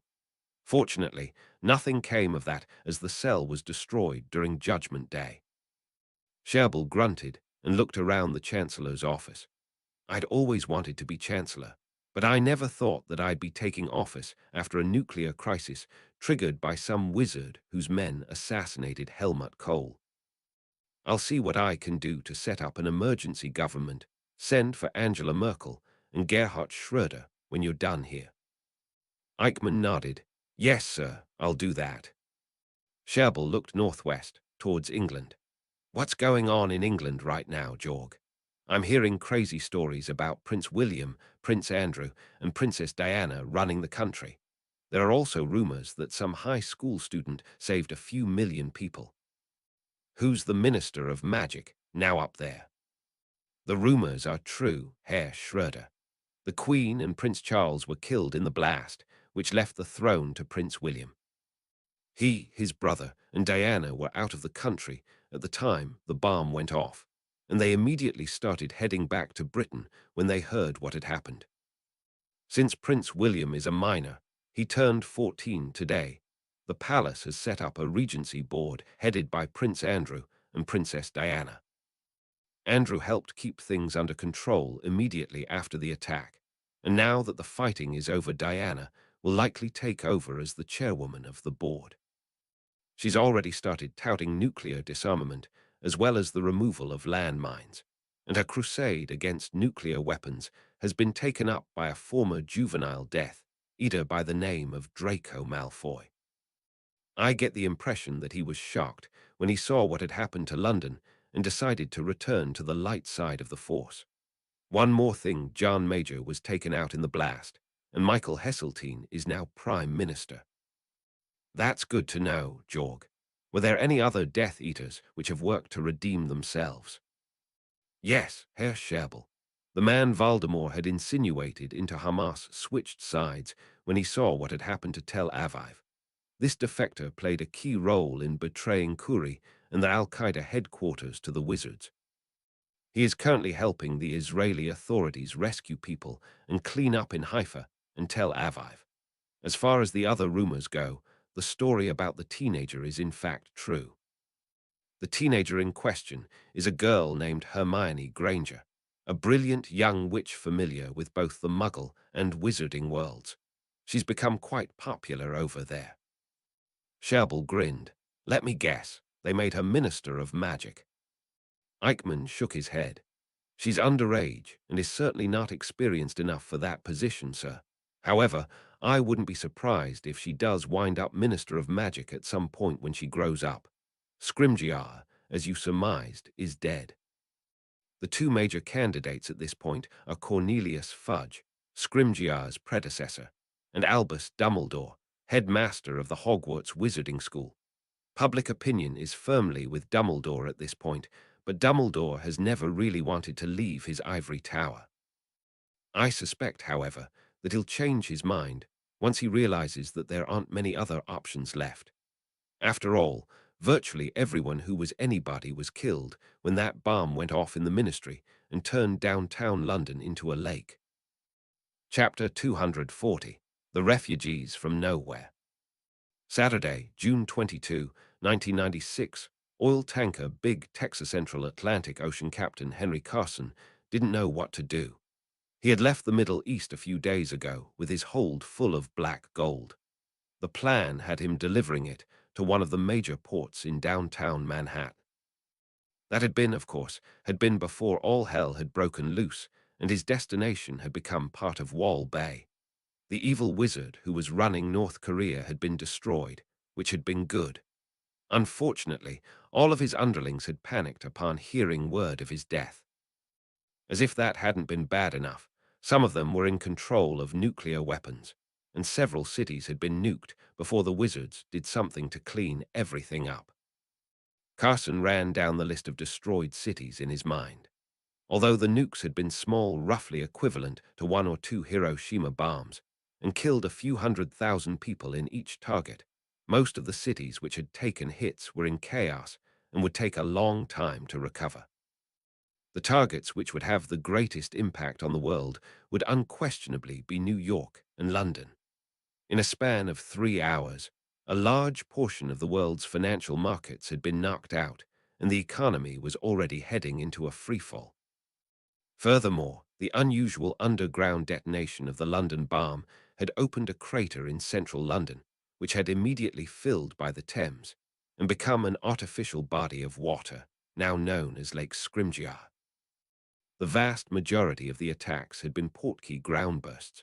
Miami had lost most of the Miami Beach neighborhood and had suddenly found itself with a Dialynis Cove. Tel Aviv hadn't suddenly developed a new waterfront, but its downtown was still a disaster zone. Pyongyang had taken 4 nukes, including pretty big one. Seoul had taken a nuke after a tremendous artillery attack from the north had softened it up. Several other bombs had gone off as well, including one near Havana, which had, incidentally, managed to start thawing the deep freeze between the United States and the communist nation. Several bombs had detonated in more unusual areas. 2 more bombs had gone off in North Korea. There were rumors of a new Lake Prescott in the middle of the St. Lawrence River, and there were stories of radiation in Haifa. Carson suspected that more information would come out as it became available. The Wizards had done something at 4:00 London time. Carson wasn't sure what. However, whatever they did had been very thorough and very effective. There were rumors about time travel and multiple copies of individuals. What had Atlantis done? Dug up a DeLorean. Carson looked to the future. What the hell was going to happen now? He had no idea. Would he keep his job? Who was going to buy this oil with the economy in a shambles? He'd have to dock at some point simply to get more food. He eventually decided to deliver the oil to Boston and have them offer it to the survivors of the New York attack free of charge. It would cost him a lot of money, but it was the right thing to do.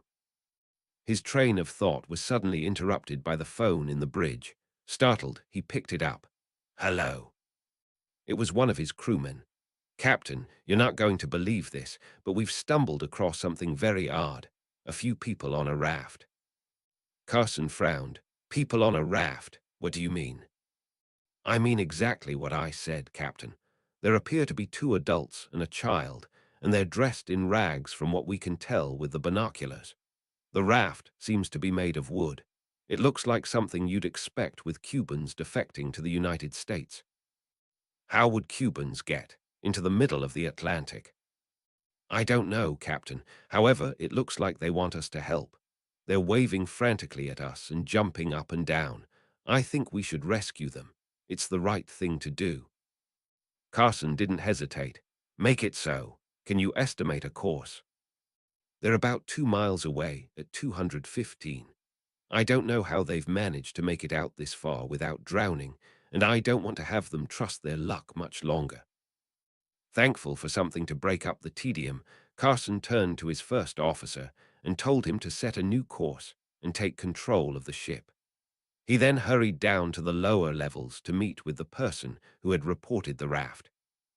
The man with the binoculars pointed, and Carson looked out into the ocean. Sure enough, there was the raft. It was visible to the naked eye now and growing as Big Texas closed in.